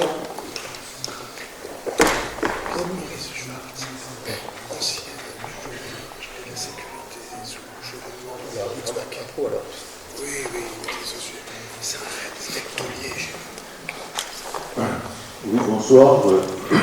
Maurice Schwartz, ancien premier adjoint à la ville de Belfort, chargé notamment de la sécurité pendant près de dizaine d'années. Par rapport aux interventions, je n'ai pas grand-chose à dire. Je suis totalement d'accord avec ce qui a été dit, à quelques nuances près. Donc il y a deux niveaux de débat, me semble-t-il, ce soir. Une politique de sécurité publique, comme l'a rappelé Eric Heckel, qui est une mission régalienne de l'État, et à ce niveau-là, il y a un certain nombre de carences, et c'est au législateur de prendre ce dossier à bras le corps pour déterminer les mesures qui s'imposent si on veut éradiquer les problèmes d'insécurité que tout le monde voit au quotidien. Il y a un deuxième niveau de débat, c'est le positionnement des élus en matière de sécurité publique à quelques semaines, quelques mois des élections municipales. À ce niveau-là, j'ai quelques convictions, plutôt renforcées après maintenant plus de 10 ans étant en dehors des responsabilités. C'est que le positionnement des élus, bien évidemment, doivent s'intéresser et s'impliquer en matière de sécurité publique avec un discours de fermeté, mais sur une ligne construite, politique. C'est plutôt le rôle de former le citoyen, les droits, les devoirs, le respect des règles à tous les niveaux, dans son environnement familial, à l'école, au lycée, au collège, sur la voie publique. Et puis c'est aussi peut-être de formuler un certain nombre de propositions concrètes au quotidien. Au niveau du CSPD, on a formulé un certain nombre de propositions à travers le renforcement éducatif quand c'était nécessaire, quand ce n'était pas suffisant, un certain nombre de mesures de prévention. Et le troisième volet, c'était la sanction qui s'imposait, d'autant plus qu'on avait épuisé tout le reste. Bon, j'ai eu la chance de travailler avec Eric Heckel pendant quelques années. On avait mis un bureau, une cellule de veille, des groupes de résolution de problèmes, un an de débat pour mettre ça noir sur blanc, et puis ensuite adopté par les collectivités locales, la ville de Belfort et la communauté d'agglomération Belfortaine. Et après un an de mise en service, on avait quand même fait diminuer le taux de délinquance de plus de 10% au niveau de Belfort. Donc ce qui vaut bien qu'il y ait une implication, un partenariat entre les services de l'État et les collectivités locales, une bonne entente, des relations de confiance. Alors c'est du travail, c'est beaucoup de réunions, mais nous avions fait quand même baisser la délinquance de près de 10% sur plusieurs années. Donc, bien évidemment, moi je suis partisan à ce que les élus travaille avec les services de l'État au niveau de la délinquance, au quotidien, au niveau des villes. Maintenant, au niveau du trafic de drogue, j'aimerais redire ce qui avait été dit, mais s'il y a du trafic, c'est qu'il y a des consommateurs. Donc à ce niveau-là, me semble-t-il, il faut jouer sur les deux piliers. Prévention, les problèmes d'addiction, les problèmes qui en découlent sur le plan médical, et puis ensuite, bien évidemment, il y a aussi, me semble-t-il, ne pas écarter systématiquement la sanction. Voilà tout ce que je pouvais dire, mais je pense que c'est très important qu'effectivement les élus locaux, les futurs maires, les maires en place, s'intéressent à cette question. C'est ensemble, élus nationaux, services de l'État, qu'on peut faire avancer les lignes, bouger les choses. Merci. Merci. D'autres demandes de parole ou demandes d'intervention? Monsieur. Moi, j'ai peut-être pas besoin de micro. Si vous avez la voix qui porte, ça ira comme ça, j'ai la voix qui porte. Voilà, je me présente, Joël Mercier. Je suis éducateur spécialisé de formation.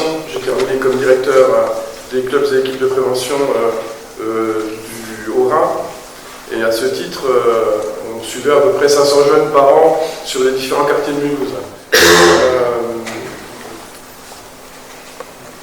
Je ne voudrais pas qu'on réduise. Moi, j'étais assez surpris quand j'ai vu l'intitulé de la réunion de ce soir en me disant on réduit la délinquance au problème du narcotrafic. Auquel narcotrafic, c'est vrai que ça engendre de la délinquance, mais c'est pas que la délinquance, c'est pas que le narcotrafic. Il y a aussi beaucoup d'autres facteurs, d'autres paramètres qui viennent, même si on s'aperçoit qu'il y a moins d'atteintes aux personnes, par exemple, et quand il y a des atteintes, elles sont plus graves. Voilà, hein. Mais moi qui suis Belfortin, je ne peux pas dire qu'il y a un seul quartier de Belfort dans lequel je me sens en insécurité. La sécurité, c'est un ressenti, c'est un sentiment. Alors, peut-être qu'une personne âgée qui doit passer par un endroit, peut-être qu'elle se sentira en insécurité à cet endroit-là, à ce moment-là, je ne sais. Je pense que la sécurité, il faut la penser partout, y compris dans l'habitat, hein, déjà. Pour que les gens se sentent en sécurité, il faut aussi qu'ils voient un képi de temps en temps, hein, mais ça on n'en voit plus maintenant. Moi j'ai connu ça à Belfort, quand j'étais chargé de mission sur les questions de prévention de la délinquance notamment.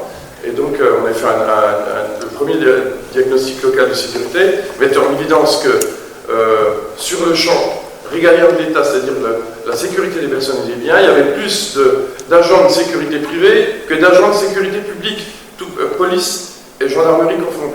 Donc ça témoigne, au-delà du fait que ça inquiète, parce que l'État ne jouait pas son contrôle de l'égalité des embauches de tous ces professionnels, hein, ce qu'on avait remarqué à l'époque, et on avait fait cette étude avec des inspecteurs de l'Institut des études de la sécurité intérieure, donc qui n'étaient quand même pas des managers là. Et donc, ce qui était intéressant, c'était, au-delà de ça, c'était que ça témoignait de l'insécurité des gens. Et il n'y a pas une manifestation maintenant qui peut se tenir sans agent de sécurité. Même au Waldi, vers chez moi, même au Colruyt, il n'y a pas une micro-surface qui n'est pas dotée d'un agent de sécurité. Enfin, bon, je veux dire, voilà. Moi, je suis plutôt inquiet. C'est plutôt ça qui m'inquiète, moi. Cette évolution qu'il y a, une évolution sociétale. Hein. Et puis moi, c'est bien que vous ayez parlé, j'attendais, et tant mieux que vous l'ayez fait, Monsieur le Président. Comme disait Coluche, hein, il suffirait qu'on achète plus pour que ça ne se vende pas. Voilà. Mais effectivement, je veux bien que ça s'attaque au narcotrafic, ça c'est une évidence pour moi. Mais pour moi, c'est d'abord, et pour ce que j'en ai vu dans l'exercice de mes fonctions professionnelles en tant qu'éducateur, en tant que directeur d'établissement social et médico-social, c'est d'abord un problème de santé publique. Effectivement, il y a peut-être moins de morts d'overdose, parce que, effectivement, l'héroïne en injectable est en baisse constante au profit de l'augmentation de la prise de cocaïne, qui touche tous les milieux. Il ne faut pas croire non plus que ça touche que les jeunes des quartiers. Tous les milieux sont impactés par le problème de la toxicomanie. Il ne faut pas non plus, faut pas qu'on se raconte d'histoire là-dessus. Ça va du magistrat, en passant par les policiers, en passant par... voilà, et je tiens ça du dealer qui était... parce qu'il a fallu des mois pour que la mairie de Belfort réagisse. On avait un point de deal sur le parking de l'étang des Forges. Donc on est allé à 3 ou 4, et puis on a discuté avec le mécanicien, il ouvrait sa voiture, il ouvrait le coffre, il mettait sa petite table, et puis c'était le drive-in, vous voyez, les gens passaient, puis ils achetaient, puis ils repartaient alors qu'il y avait une caméra de sécurité. Hein. Donc on pouvait relever les plaques d'immatriculation de tous les gens pour acheter pendant tout le temps. Il suffisait de regarder les plaques d'immatriculation pour savoir qui achète. Et on serait surpris de savoir qui achète tout. Hein. Parce qu'au prix où est la coque, même si les prix ont baissé, ça reste quand même pas abordable pour les mortels. Pour moi, c'est d'abord un problème de santé publique. On n'a jamais vu autant de jeunes impactés par des problèmes psy, et puis des problèmes psy graves. Je parle de schizophrénie, par exemple. Hein. On sait que 10% de la population, elle a un terrain favorable au développement de ces maladies, mais on sait que la prise de drogue favorise le développement de ce type de pathologie. C'est pas un hasard si Saint-Rémy, Saint-Hilly, Roufac ont réouvert des lits pour accueillir ces publics-là, et ça depuis le Covid notamment. Donc ça fait 5-6 ans qu'effectivement il y a une augmentation constante de ces pathologies. On était 22 directeurs à la Sauvegarde du Loup quand j'y étais. 3 de mes collègues avaient chacun un jeune qui, suite à la prise de produits toxiques, avait développé une schizophrénie. C'est pas non plus, comment je dirais, puis quand vous avez une schizophrénie, c'est RQTH, et puis vous ne pouvez plus bosser de votre vie, c'est fini. Hein. Donc c'est assez compliqué, quoi. Donc moi j'en fais d'abord un problème de santé publique, mais ça c'est mon regard à moi, qui est lié à ma formation, qui est lié à mon parcours professionnel, et puis à tout ce que les jeunes déglingués que j'ai pu voir, et déglingués pas que par les produits que vous avez cités, mais par toutes les drogues de synthèse qu'on trouve aussi sur Internet et qu'on se fait livrer dans la boîte aux lettres. Faut se raconter là aussi, il ne faut pas se raconter des histoires. L'affaire Palmade a défrayé la chronique par rapport à je ne sais plus quel truc voilà, qui était une drogue en vente libre, voilà, qu'on peut commander en Hollande, en Belgique, ou ailleurs. Voilà. Donc je veux dire, moi j'en fais aussi, et je dirais prioritairement parce que je suis plus attaché aux gens qu'au reste, un problème de santé publique. Hein, voilà, et avant toute chose, et ça veut dire que s'il n'y a pas de moyens dans la police, c'est-à-dire si la police manque de moyens, la justice manque de moyens, mais pas que, les centres d'addictologie manquent de moyens. J'étais délégué du procureur pendant 3 ans. J'animais les stages, justement, pour les jeunes toxicos. Je peux en parler, hein. Je parle escalité, là, pour le coup. Hein. C'est vrai que j'avais une intervention qui n'était pas académique, mais en même temps, je bousculais un peu les consciences parce que tout ce que vous avez dit, je le résumais moi, dans mon propos. Je vous disais, mais quelque part, la petite jeune qui se fait buter à Marseille, vous êtes complice de ce truc-là. C'est assez dur hein, comme propos, mais ça fait rien. Je pense qu'à un moment donné, il faut aussi responsabiliser les consommateurs qui abondent dans un système mafieux qui fait des dégâts collatéraux. Et je ne suis pas persuadé qu'ils ont tous ce sentiment-là. Le petit jeune qui va s'acheter son ballon de weed à l'Arceau ou ailleurs, il ne va pas se dire qu'il participe à tout ça, mais c'est quand même la réalité. Quoi. Donc il y a un vrai problème de santé publique à traiter, il y a des moyens à mettre en termes de prévention, les éducateurs de prévention, il y en a plus sur le territoire. Sur le Doubs, on a divisé par 2. Sur le 68, c'est bien, les effectifs sont constants, et je me dis qu'il y a au moins 500 jeunes qui bénéficient de l'accompagnement éducatif et social de ces éducateurs qui vont au-devant des jeunes, dans les quartiers, le soir, la journée et les jours fériés. Voilà, c'est tout ce que je voulais dire. J'ai préparé un texte, je vais m'asseoir dessus, ça sert à rien. J'ai dit c'était très bien. Moi je dirais merci pour ce propos et merci pour les autres propos, parce qu'il n'y a pas qu'une entrée. Et toutes les entrées sont valables pour que le diagnostic soit fort. Et puis l'autre, il faut que chacun parle. Et surtout que tous ceux qui sont affectés à ce diagnostic se parlent et travaillent ensemble. C'est l'intervention de Maurice de tout à l'heure. C'est l'intervention, bien sûr, de Gémeaux. Oui, et on a tous travaillé dans ce sens. Et il est clair que dans toutes les politiques publiques, moi j'en suis témoin, si on ne se parle pas à chaque niveau pour les faire avancer, etc., ben, elles n'avancent pas. Et donc, encore merci pour ces diagnostics, merci pour ces interventions. Est-ce qu'il y a d'autres intervenants? Mais Thierry, il faut des moyens humains. Oui, non mais, excuse-moi, un exemple, juste... oui, je ne veux pas te couper. 20 secondes. Vas-y. Quand un juge des enfants décide d'une mesure d'AMO, d'action éducative en milieu ouvert, le temps qu'elle soit notifiée par le greffier, qu'elle arrive au service d'AMO, que le service d'AMO s'en empare, et qu'il intervienne auprès du jeune, il se passe 1 an, c'est pas 1 an et demi. Le gosse, quand l'éduc arrive, se demande pourquoi il est là, il ne fait plus de lien entre la connerie qu'il a faite et puis l'intervention de l'éducateur. Là aussi, on marche sur la tête. Tu sais bien que je suis d'accord. Notre première table ronde, ça a été sur les services publics. On a bien compris que les services publics manquent de tout, de tous les services publics. Et c'est une politique, malheureusement, qui s'est développée avec le libéralisme, avec la politique de droite, soyons clairs. Donc, il faut relever tout ça. Il faut relever tout ça. Et je pense qu'un des aspects que j'ai apprécié, moi, dans l'intervention de Jérôme Durin, c'est cette nécessité de tout relever, de tout remonter et de mettre les moyens dans la prévention, dans la répression, dans l'éducation, on en parlait en aparté, et dans la santé, etc. Est-ce qu'il y a encore une intervention? Sinon, je donne la parole à... Je vous en prie. Mon voisin va me lever, ça marche. Bon. Je vais tenter de... Alors, je vais essayer de raccourcir, parce que c'est... Il faut. D'expérience sur le terrain. Sinon, je ne vais pas donner la parole à Bastien. J'ai eu la chance d'avoir 3 expériences personnelles. Une en tant qu'aménageur de l'espace, la deuxième, et puis en tant qu'élu, la troisième en tant que président d'une association de formation de jeunes hommes et de jeunes femmes, j'aurais dû dire l'inverse, de 18 à 25 ans, et puis président d'office HLM. En l'occurrence, je parlais de Rennes, c'est donc dans le Grand Ouest, élargi à la Bretagne. J'ai constaté 3 choses. C'est qu'il y a un problème d'échelle.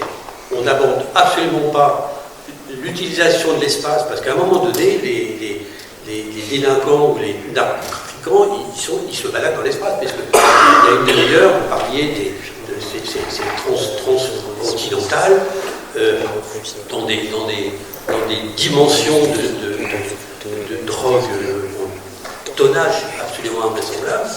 Mais si on reprend, on est en campagne municipale. Je pense que même dans la communauté ici, il ne se passe pas la même chose dans une commune de 2000 habitants que de 5000 ou de 10 000. Et à plus forte raison dans la ville-centre. Pour plein de raisons. Parce que la proximité avec les femmes et les hommes qui sont en contact avec la population, jeune ou moins jeune, n'est pas à la même échelle. Les éducateurs, les enseignants, les parents dans une école se connaissent, dans un lycée beaucoup moins, etc. Et alors, il y a déjà une proximité au niveau de la connaissance de ce qui se passe sur le terrain. Alors, je vais prendre dans les 3 secteurs un exemple dans chaque. Le premier, c'était une petite commune en Bretagne. Les élus, on essayait d'aménager par définition la commune, et avaient une obsession de répondre à la demande des 14-18 ans qui voulaient se réunir le soir, et ils voulaient se réunir dans des coins tranquilles et le plus tranquille possible. Les élus voulaient les aménager, les éclairer, parce que si c'était dans le noir, ça ne plaisait pas aux responsables, ils avaient sûrement raison. Et donc on était vraiment à l'échelle microscopique. Là. Mais ça, c'est comme ça qu'on aménage une petite commune. Et tout le monde se connaissait. Les employés, ou plutôt la police, les employés de la police municipale étaient quelquefois les animateurs du club de foot. Donc en fait, il y a à la limite une cellule locale. Et je pense que moi, je l'ai constaté de 2000, 3000, 5000 habitants. Si on passe à 10 000, 20 000 habitants, on change complètement de débat. Et là, j'étais président de l'office HLM. Et il y a quelques années, l'obsession des administrateurs, c'était d'avoir des gardiens d'immeubles venant d'anciens militaires. Et je sais qu'il y a eu des débats pendant des années, parce qu'on est arrivé à convaincre les administrateurs qui voulaient des règles, hein, qui voulaient, et ben nous on a formé entre guillemets des sociologues, des éducateurs, des animateurs, ou simplement peut-être quelquefois des gens du quartier qui avaient une expérience, qui connaissaient beaucoup de gens, et ça change fondamentalement un quartier entier. Et en tant qu'aménageur d'office HLM, il y avait et éventuellement de groupements d'immeubles, des propriétés modestes, vous savez, mais en accession à la propriété des années d'il y a 40-50 ans, où pour faire des économies, il n'y avait pas de gardien d'immeuble, et là, ça peut donner des lieux à des désordres fondamentaux. Dans les offices HLM, quand il y a un gardien d'immeuble et qu'on aménage les rez-de-chaussée d'immeubles et les espaces publics qui entourent ces immeubles, ça change complètement. Alors le problème, c'était pas de déplacer les points de drogue, mais après, je veux dire, une ville, eh ben, c'est une augmentation de quartier. Et alors pour les grandes villes, je n'ai pas la compétence, donc je me tairai. Merci. Ben, je vais rebondir sur ce qu'il vient d'être dit. Je vais peut-être demander le micro. Je ne sais pas si vous l'avez à disposition. Je vais le chercher. Non, mais c'est bon. Je peux encore me déplacer. Tiens, je te remercie.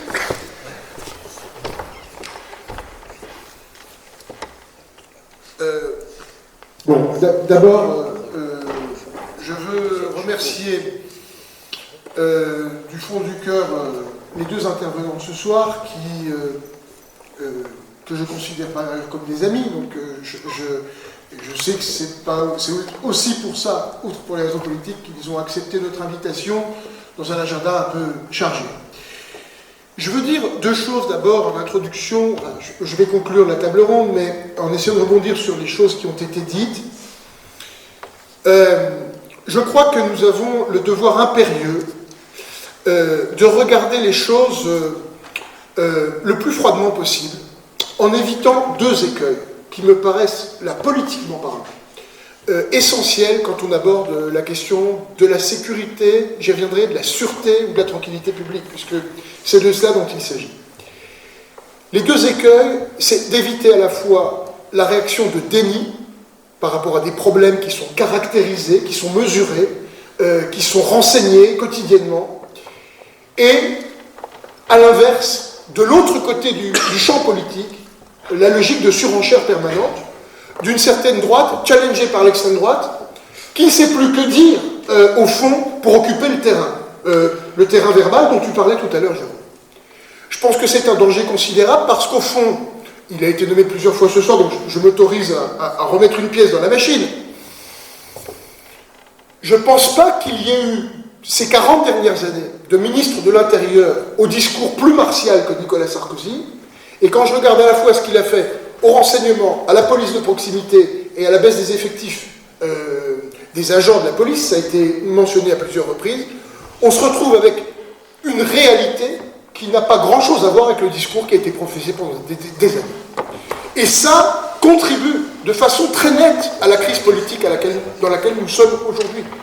Parce que, pour toute une partie de nos concitoyens, pardon pour un propos qui est un peu général, mais c'est le statut même de la parole publique qui n'a plus aucun sens.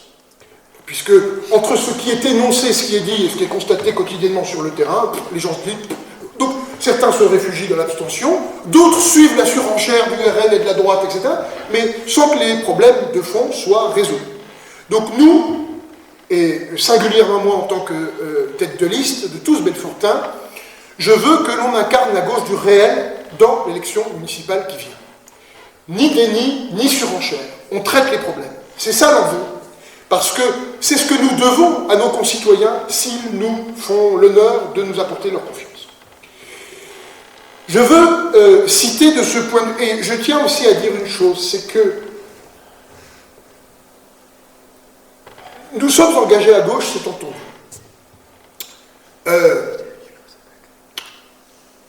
Je mesure mes mots pour ne choquer personne. Nous sommes de gauche, c'est entendu. J'ai entendu ce soir les interventions à travers celle d'Éric et puis singulièrement du responsable politique qui est Jérôme Durin, un discours qui, à gauche, me fait plaisir d'entendre parce que je pense, il ne s'agit pas de faire une introspection trop grave, que nous, à contrario, dans le discours, on a été beaucoup trop en deçà, traditionnellement, donnant le sentiment à nos concitoyens qu'au fond, on allait plutôt arranger les problèmes en circonvolution, etc., sans traiter les actes de délinquance tels qu'ils doivent être traités.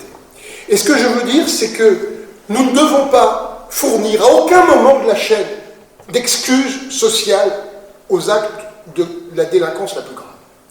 Quand je dis cela, je l'explique.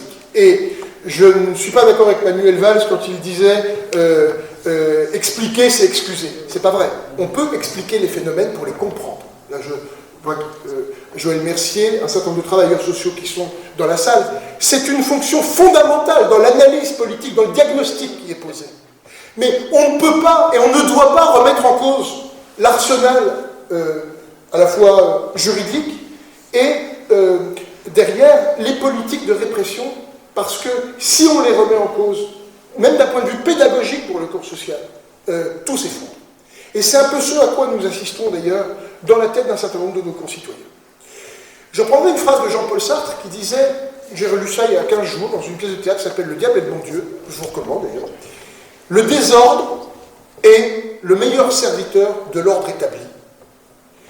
Toute destruction brouillonne, comprenons, disons, une logique d'anarchie, en quelque sorte, affaiblit les faibles, enrichit les riches, accroît la puissance des puissants.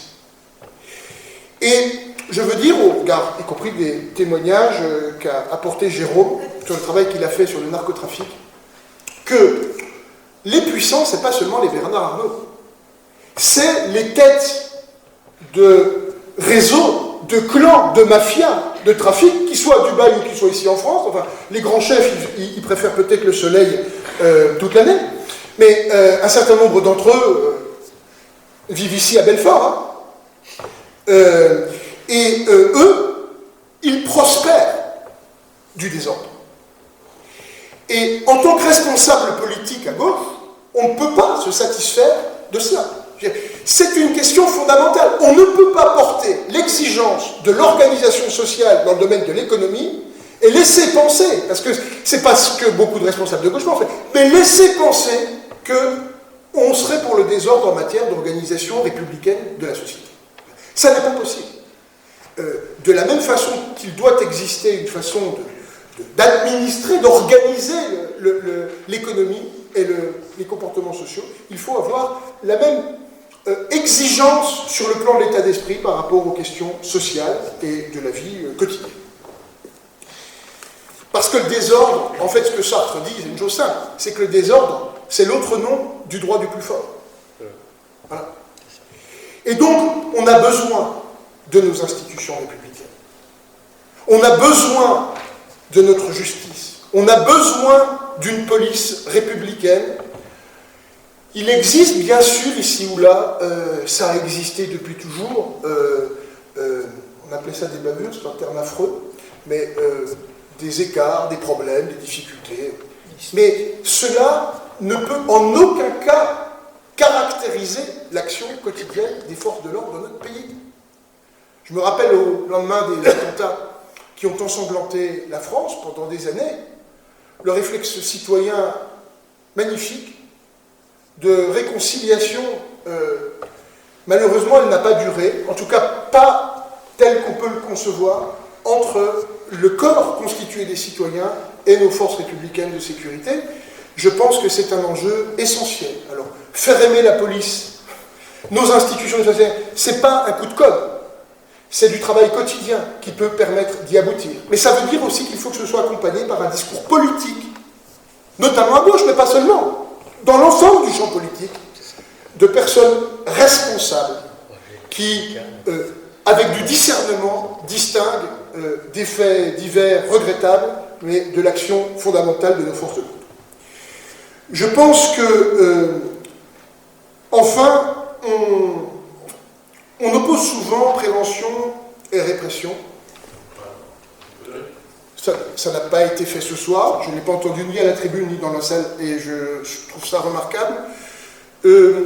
Je dirais de façon très résumée, en reprenant, ça ne surprendra pas beaucoup d'entre vous, une phrase qui synthétisait tout, au fond, de Jean-Pierre Chevènement, lorsqu'il était ministre de l'Intérieur, c'est « La prévention, autant qu'on le peut, et la répression, autant qu'il le faut ». Je pense que le point d'équilibre tient dans cette formule, en quelque sorte. Alors après, il s'agit de le mettre en musique et de l'organiser. Mais c'est cela, je dirais quelque part, la ligne qui doit nous guider en la matière. Et ne pas avoir des pudeurs de gazelles effrayées dès qu'il s'agit de parler, y compris des sujets qui ne font plaisir à personne, mais qui impliquent effectivement l'action de nos forces de l'ordre. Alors, je voulais parler un instant quand même, mais je vais le caractériser très rapidement, l'état des lieux sur les sujets de la sécurité à Belfort, pour les données dont j'ai pu prendre connaissance. En restant vigilant, parce qu'on en a parlé avec Eric, il m'a raconté comment parfois on traitait la question des statistiques au sein du ministère de l'Intérieur. Donc jusqu'à l'échelon local. Jusqu'à l'échelon local. Bon, je ne veux pas désespérer Billancourt, donc je ne vais pas rentrer dans ce détail-là. Il y a un certain nombre d'indicateurs plutôt fiables. Ce qu'on sait, c'est qu'à Belfort, le taux de criminalité est à peine supérieur à la moyenne nationale, mais ça veut dire qu'il est à peine supérieur à la moyenne nationale. On n'est pas dans une métropole, hein, on n'est pas à Marseille, il n'y a pas la DZ de mafia, enfin, etc., etc. Les vols, en gros, tout ce qui relève de la délinquance dont l'impact de gravité sur les personnes n'est pas très important, sont plutôt en diminution. Par contre, ce que l'on constate depuis plusieurs années, c'est une forte hausse des violences physiques crapuleuses et non crapuleuses. Et j'en parle parce qu'on n'en a pas trop parlé ce soir, des violences intrafamiliales, qu'il ne faut pas oublier. Je vois mon ami Céline Guémazi qui exerce comme magistrat en Alsace et qui est confronté tous les jours, il m'en fait part suffisamment souvent. Ça occupe au tribunal judiciaire et au pénal, aux assises, l'essentiel de son activité, ce sont les violences intrafamiliales. Je le répète parce que dans l'imaginaire populaire, je rappelle juste cela. Les gens ont peur d'aller dehors dans la rue, ils ont peur de l'étranger, ils ont peur de l'inconnu, de ce qu'ils ne connaissent pas, etc. 80% des crimes de sang dans notre pays se passent en milieu familier. C'est-à-dire soit dans la cellule familiale, soit de façon extensive des réseaux d'amis. Mais il n'y a que, entre guillemets, dans un cas sur 5, que lorsqu'il y a crime de sang, le coupable est extérieur à la cellule familiale. Je le rappelle parce que ça me paraît aussi être un élément important pour mettre de la rationalité dans ce sujet qui est ô combien délicat. Alors, Belfort n'est pas Marseille ni la banlieue parisienne, mais Belfort n'est pas épargné par l'augmentation du trafic de drogue. Ça a été énoncé, ça a été cité à plusieurs reprises au niveau national dans le cadre de la commission d'enquête, dans les propos de Dupond-Moretti, enfin d'un certain nombre de personnalités. Donc, nous devons nous atteler à ces difficultés spécifiques auxquelles nous sommes confrontés. Je ne reviendrai pas sur les différences de compétences entre l'État et les collectivités, ça a été énoncé à plusieurs reprises ce soir. Le sujet qui me préoccupe, qui nous préoccupe avec l'équipe de Tous Belfortins, c'est que peut-on faire? C'était l'intitulé de la réunion ce soir. Et je veux là faire quelques propositions, annonces, qui seront contenues dans le programme que nous porterons devant les Belfortins. En tenant les deux bouts, celui de la prévention, celui de la répression.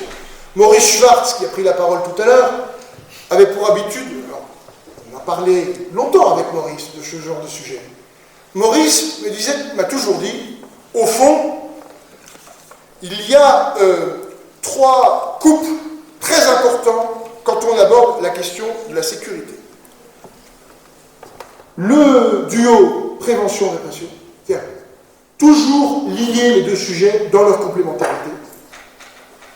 Lier, il l'a dit tout à l'heure, les droits des citoyens à leurs devoirs, parce que les droits des citoyens, de quelques citoyens, sont toujours le devoir de tous les autres. Et la question du partenariat entre l'État et les collectivités locales, telles que vous vous êtes employés à l'époque, à mettre en place les groupes de résolution de problèmes, le CLSPD, j'y reviendrai parce que ce sera un élément fort des politiques publiques que nous voulons mettre en œuvre. En matière de prévention, je pense, pour dire les choses clairement, que nous devons remettre tout à plat à Belfort et tout reprendre de zéro. Les centres... Comment ? En lien avec le département. Parce que... En lien avec le département, sauf qu'au mois de mars prochain, les élections sont municipales. Et les départementales surviendront 2 ans plus tard. Mais, bien entendu, en lien avec les départements. C'est la ville de Belfort qui va pallier aux carences du département en matière de protection de l'enfance. Ça, je vous le confirme. Par contre, la ville de Belfort, ce qu'elle peut déjà commencer par faire, c'est reprendre de zéro tout le travail qui avait été engagé au sortir de la Deuxième Guerre mondiale et puis dans les années 60-70 en matière d'éducation populaire. Nous sommes d'ici dans un de ces lieux. Les centres culturels et sociaux ont été littéralement démantelés dans Belfort. Le tissu social, quand on parle de politique de prévention, c'est d'un bout à l'autre de la chaîne. Dans les politiques associatives, la façon dont, avec quel discernement on apporte du soutien à nos concitoyens qui, au quotidien, font vivre l'action publique, l'utilité sociale, bénévolement. Et là-dessus, je pense qu'il y a un travail à faire pour que la ville de Belfort ne soit pas dans une démarche que je qualifierais clientéliste, exclusivement dans l'approche des associations. Il faut qu'on se pose, dans le financement des associations, d'abord la question de leur utilité sociale. Je pense que c'est un enjeu essentiel et qui doit être le critère numéro 1 pour attribuer les subventions publiques.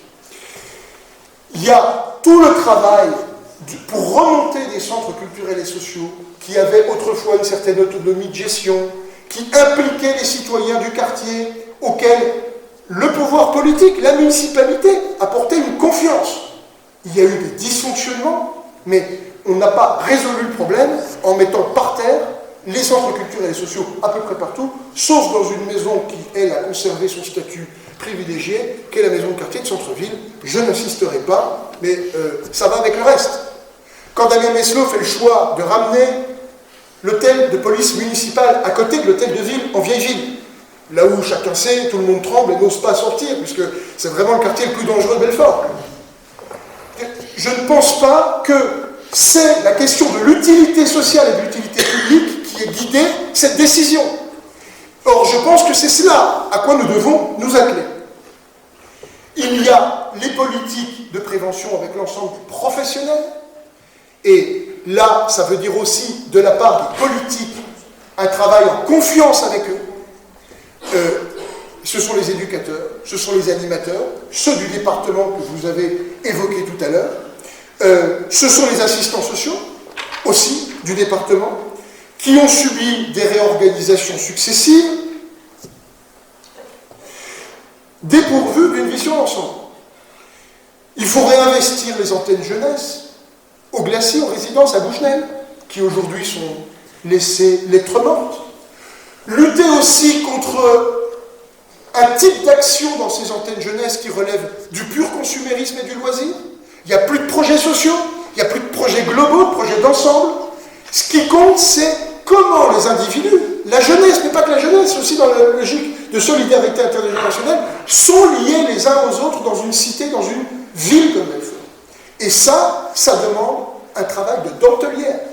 C'est un travail considérable qu'il faut remettre en place, mais encore, pour y parvenir, encore faut-il le vouloir, se doter des moyens nécessaires pour y parvenir et faire confiance aux fonctionnaires territoriaux, leur restituer la confiance.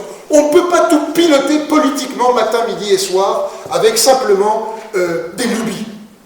Le sujet central, c'est d'être dans une relation de confiance avec l'ensemble des 1500 fonctionnaires qui font vivre la ville et l'agglomération du Grand Belfort.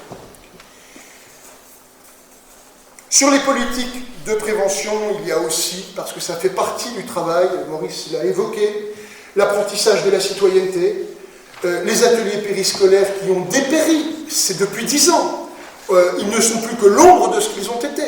Et là, il y a un travail partenarial à faire avec l'Éducation nationale pour renforcer l'offre des ateliers périscolaires, prendre peut-être une partie, je regarde Maud, mais on en parlera dans d'autres débats, des activités qui sont faites aujourd'hui dans le cadre scolaire et que les enseignants n'arrivent plus à assumer parce qu'on leur en demande tellement, et délester sur le champ du périscolaire, à condition qu'il y ait une collectivité qui veuille prendre en charge ces éléments-là, c'est notre cas.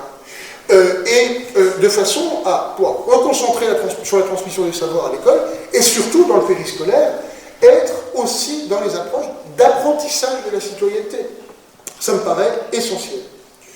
Je pense qu'il est nécessaire de mettre en place une cellule d'écoute H24 au CCAS pour les femmes et les enfants victimes de violences. Lorsque je dis... Comment ? Il y a un numéro national. Non, mais il existe un numéro national, sauf que le problème auquel nous sommes confrontés aujourd'hui, c'est parce que les numéros verts, à un moment donné, d'ailleurs, il y avait... j'avais vu une courte vidéo sur Internet qui était assez drôle sur Macron, c'était un problème, un numéro vert, en fait. Hein.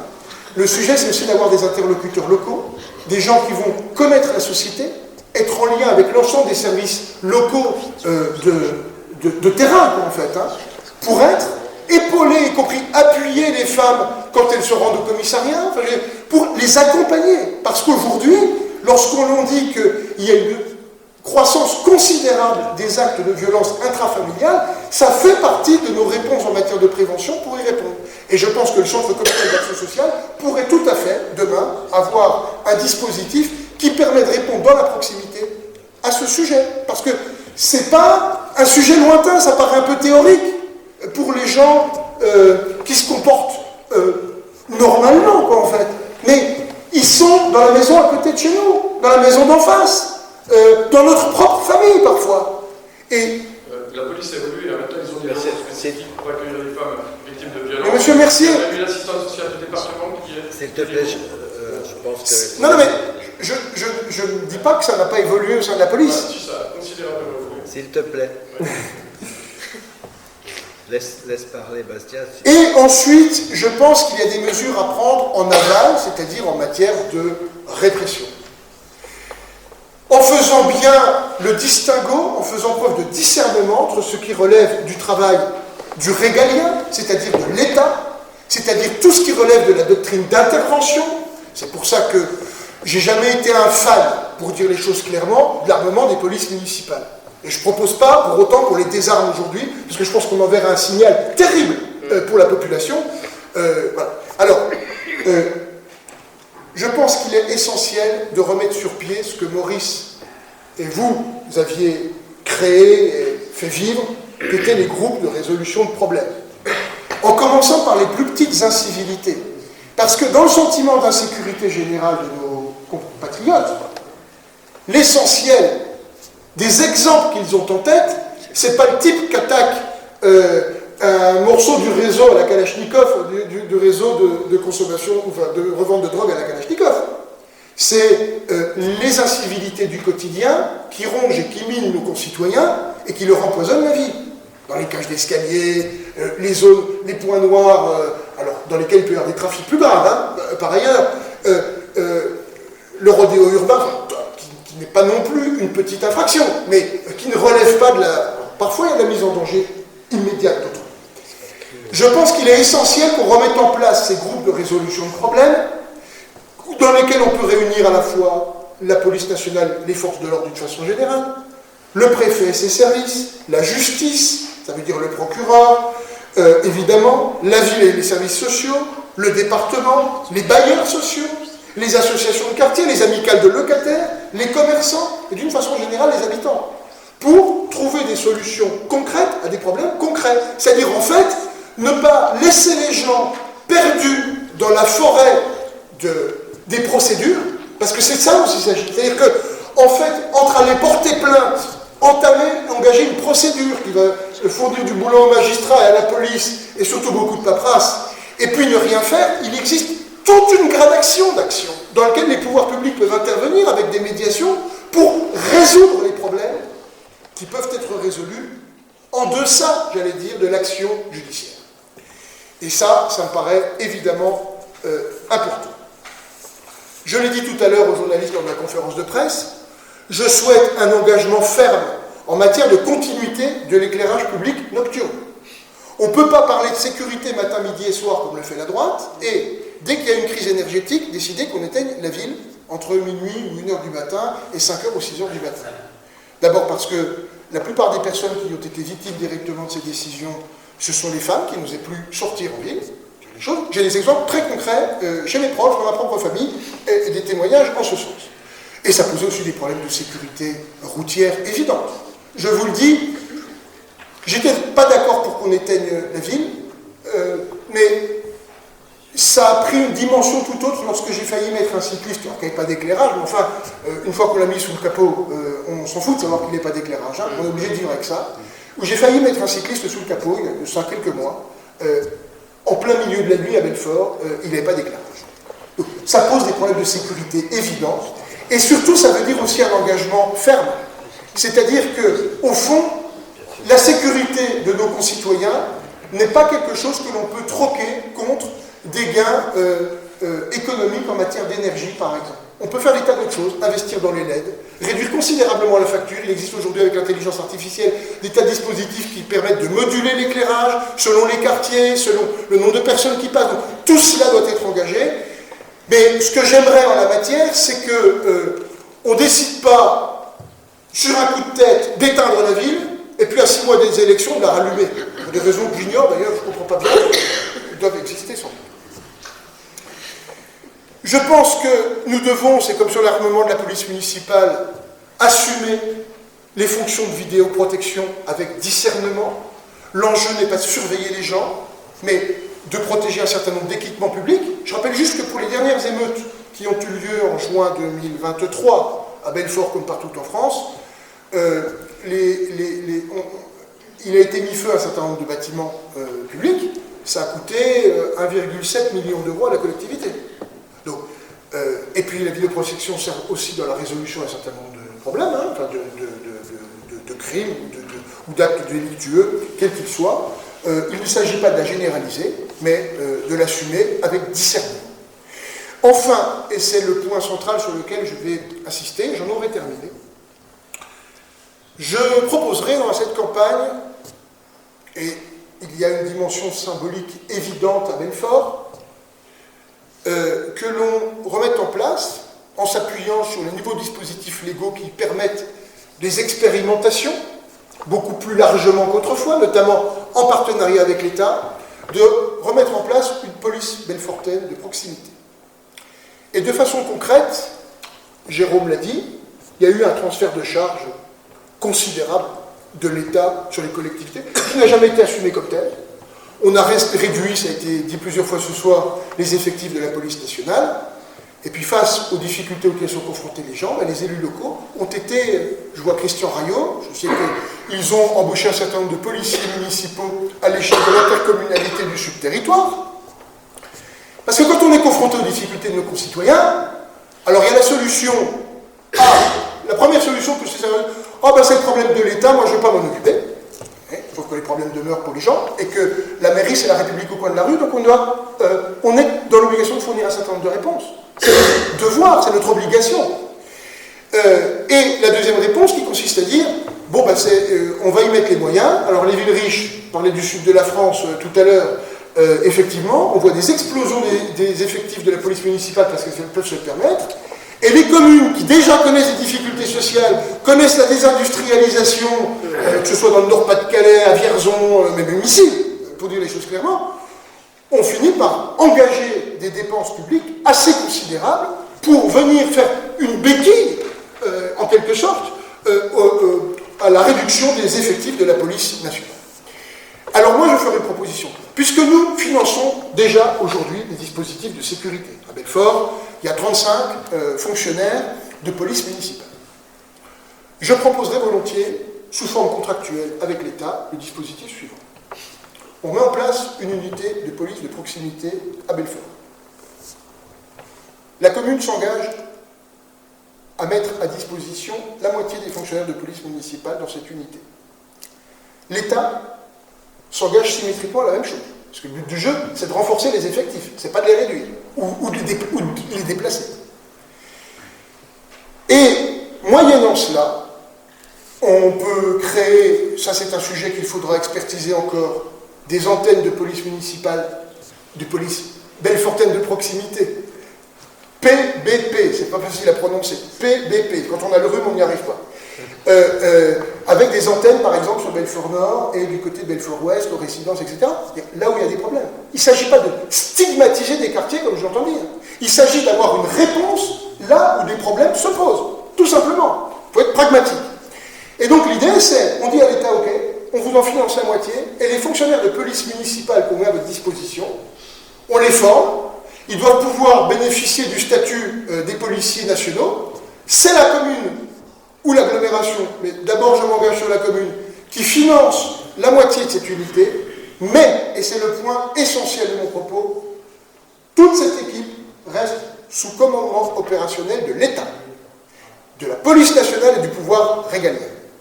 Parce qu'ils ont une capacité d'intervention, tu l'as rappelé tout à l'heure, Eric, et l'idée, c'est de restaurer le lien entre le citoyen et sa police, partout dans la ville. Tous belfortins, ça veut dire ça. Dans les quartiers de centre-ville où il n'y a pas de difficulté, il y a quand même une présence assurée pour le commerce, on le sait que c'est un sujet, mais évidemment aussi dans les quartiers populaires qui sont aujourd'hui abandonnés. C'est-à-dire, la seule fois où ils voient les bleus, comme ils disent, arriver, c'est quand un drame s'est produit. Et il faut rompre, si on veut restaurer le lien de confiance dont tu parlais, Santa, tout à l'heure, c'est pas une action comme, c'est de la présence terrain. Alors, comme on contribue déjà aux politiques de sécurité publique, je propose qu'on le fasse de façon contractualisée avec l'État, qu'il soit sous responsabilité organique et opérationnelle de l'État, et qu'il y ait un travail de coopération étroit qui soit poursuivi et repris, comme ça a été dit tout à l'heure.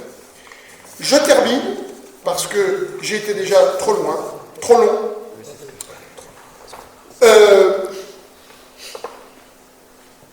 Je suis candidat pour être maire de Belfort, pas pour en être le shérif. Et on ne va pas régler les problèmes de sécurité avec des comportements de cow-boy. On va régler les problèmes de sécurité, de l'incivilité basique qui empoisonne la vie quotidienne des gens jusqu'aux crimes les plus sanglants, en traitant ces sujets de façon responsable, en alliant étroitement la question, les politiques de prévention, qu'elles soient municipales, départementales, la prévention sous toutes ses formes, à travers les acteurs associatifs, à travers les acteurs et les fonctionnaires territoriaux dont c'est la mission quotidienne. Je ne pense pas qu'il soit sage. Pour ça que je veux aussi travailler pour...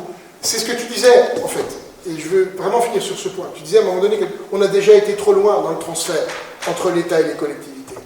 Et quelque part, ma proposition, bien sûr, ça va coûter de l'argent à la ville. Dans le budget municipal, ça va coûter, simplement en charge de fonctionnement, de l'ordre de 1,5 million d'euros, mais ça coûte déjà aujourd'hui. Simplement, il me paraît essentiel de réarmer le régalien et la police nationale. Et les collectivités ne doivent pas être dans une surenchère et dans une escalade, en réclamant toujours davantage de responsabilités, alors que nous n'en avons pas les compétences, ni en matière de formation, ni en matière... Je pense qu'il faut réarmer, alors je ne parle pas d'armes à feu, je parle vraiment de la partie symbolique au 2e degré, notre police nationale, restaurer le lien de confiance entre le citoyen et elle, et nous, faire notre boulot de terrain. C'est comme ça qu'on arrivera à bout de ce qui empoisonne et mine la vie des gens tous les jours. Merci encore pour votre venue, à vous toutes et tous, à Eric, à Jérôme, et puis toi bien entendu Thierry, mais toi tu fais partie de l'équipe, donc on se reverra très prochainement pour d'autres débats à la rentrée. Et non seulement un grand merci à chacun et à chacune, mais vous avez des bulletins d'adhésion à tous Belfortins, si vous le souhaitez, qui sont à votre disposition à la sortie. Oui, ça n'a aucun caractère obligatoire, mais Thierry vous le recommande.